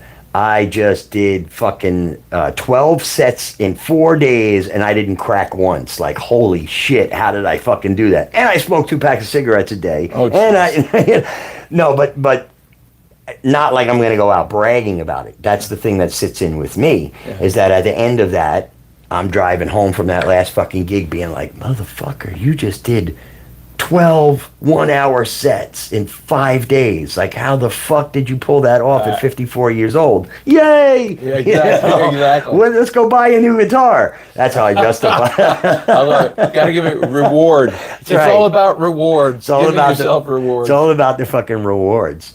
You know, look, what I want people to get out of this is the ability for musicians that don't even know each other to sit down and have a 2-hour fucking conversation that feels like it was 20 minutes, and we could probably go on for 8 more hours. Probably. And the truth is that this is a type of a platform that we couldn't have 20 years ago, 10 years ago, that we can use now to say, it's not about the superiority complex when people say this band or that band or this band is better or that band is better, because we reach points in our development as musicians that we can just have musician friends. Well, and again, you know, I referenced before, like, you know, those enclaves of musicians that grew, you know, that kind of all seem to develop out of the same thing. I was talking about Laurel Canyon the other day. There's just I keep saying the other day. It was an hour ago. But the thing is, I see that on the Treasure Coast, and I try desperately. You always get a little envious. You see somebody who's got a great crowd somewhere, and you go, why don't I have that crowd? I should have that crowd there. I don't, you know, but you sometimes you feel that way, and we are competitive. We try not to be too competitive, but that's why I love the idea of people knowing what they do and doing it, being the best. When I go out there, there's 2 things I want. I want to be the best I can be. I don't want to be the best at what we do. Right. I don't need, you know, again. Well, see, that's the key to that, right. is coming into it saying, not I want to be the best singer. I want to be the best singer I can be. Yeah. I'm not gonna. I don't want to be the best fucking Steve Perry. I want to be the best Warren Von Kruk. Right. And so I, just like you come out with that. That is your mindset. When you come out saying, I'm going to give it my all. Absolutely. Every fucking time. You leave it all on the field. Yeah, because it's a performance art. Right. I used to tell the guys, I say, listen, if you feel like you could do one more song at the end of the night, I said, you didn't give it your all. Yeah. I said, and people would say, oh my God, what do you got? I said, listen, if there's not blood on the stage by the end of the night, I fucking agree with you, man. At the end of the night, if I'm not sore, if my neck doesn't hurt, if I'm not tired and my feet are exhausted, my ears need an hour to decompress, then I didn't do my job. We're doing it, and so we do it for love. I'll do it until I'm fucking 90 too. I will be the guy that dies on stage. That was my. Some people used to say that. I used to say my fantasy was. I said, yeah, you're familiar with one of my vocal idols, Jackie Wilson. Mm-hmm. Okay, and the urban legend. I know he did have a heart attack during a show, but the urban legend, and I cannot vouch for it, but the urban legend was he was singing "Lonely Teardrops," and that song "Lonely Teardrops," and there's the line, "My heart is crying." Oh shit! My heart is crying. And he clutches his chest and boom. Oh my God! And I said, "That's how I want to go." 2 ways. I have given myself 2 ways. I'm either gonna die on stage or having sex with my wife. There you go. I knew that was coming. And she won't be happy with that because she'd have to live with that for the rest of her fucking life. But anyway, I want to thank you guys for hanging out with us for 2 hours. Yeah. Go out and see The Real Deal Florida. Please check these guys out. They are doing classic rock the right way. The vocals are there. The musicianship is there. The venues that they play are top shelf. They're good guys. And if you are out and about this weekend, come out and hang out with ShovelHed. We will be at Main Street Station in Daytona on Saturday at 8 p.m. And Sunday, we are over at our favorite place on the planet, OCC Roadhouse in Clearwater, and that is noon on Sunday. We'll be playing from noon to 4 at OCC Roadhouse. So we definitely want to see you guys get out there. Get out. If you're in Florida, your only job is to have fucking fun. Get out and see some great music because it's all over the place. And when you see that great music, share it with a friend because we're all striving to play to bigger crowds, better crowds, more people. And the only way that we can do that is if you're sharing our content, whether it be our posts about the gigs, about even the shitty videos that you take are good, because at some point we're going to back them up with good quality videos of our own. But the more people that you turn on to us, the better of a time you're going to have. I can almost guarantee that, because the bigger the crowd, the better the party. So let's make sure that we do nothing but make a better party. Real Deal Florida, ShovelHed, Eat Crow. We'll see you guys later. Have an awesome Wednesday, and we'll do it again next week. Thank you, brother. Thank you. Appreciate you. All right. Terrific. That was fun. I told you. I tell them all the time, fellas, come on in because all we're going to do is have a good fucking time. Oh. Now I got to figure out how to end everything. You good? Okay.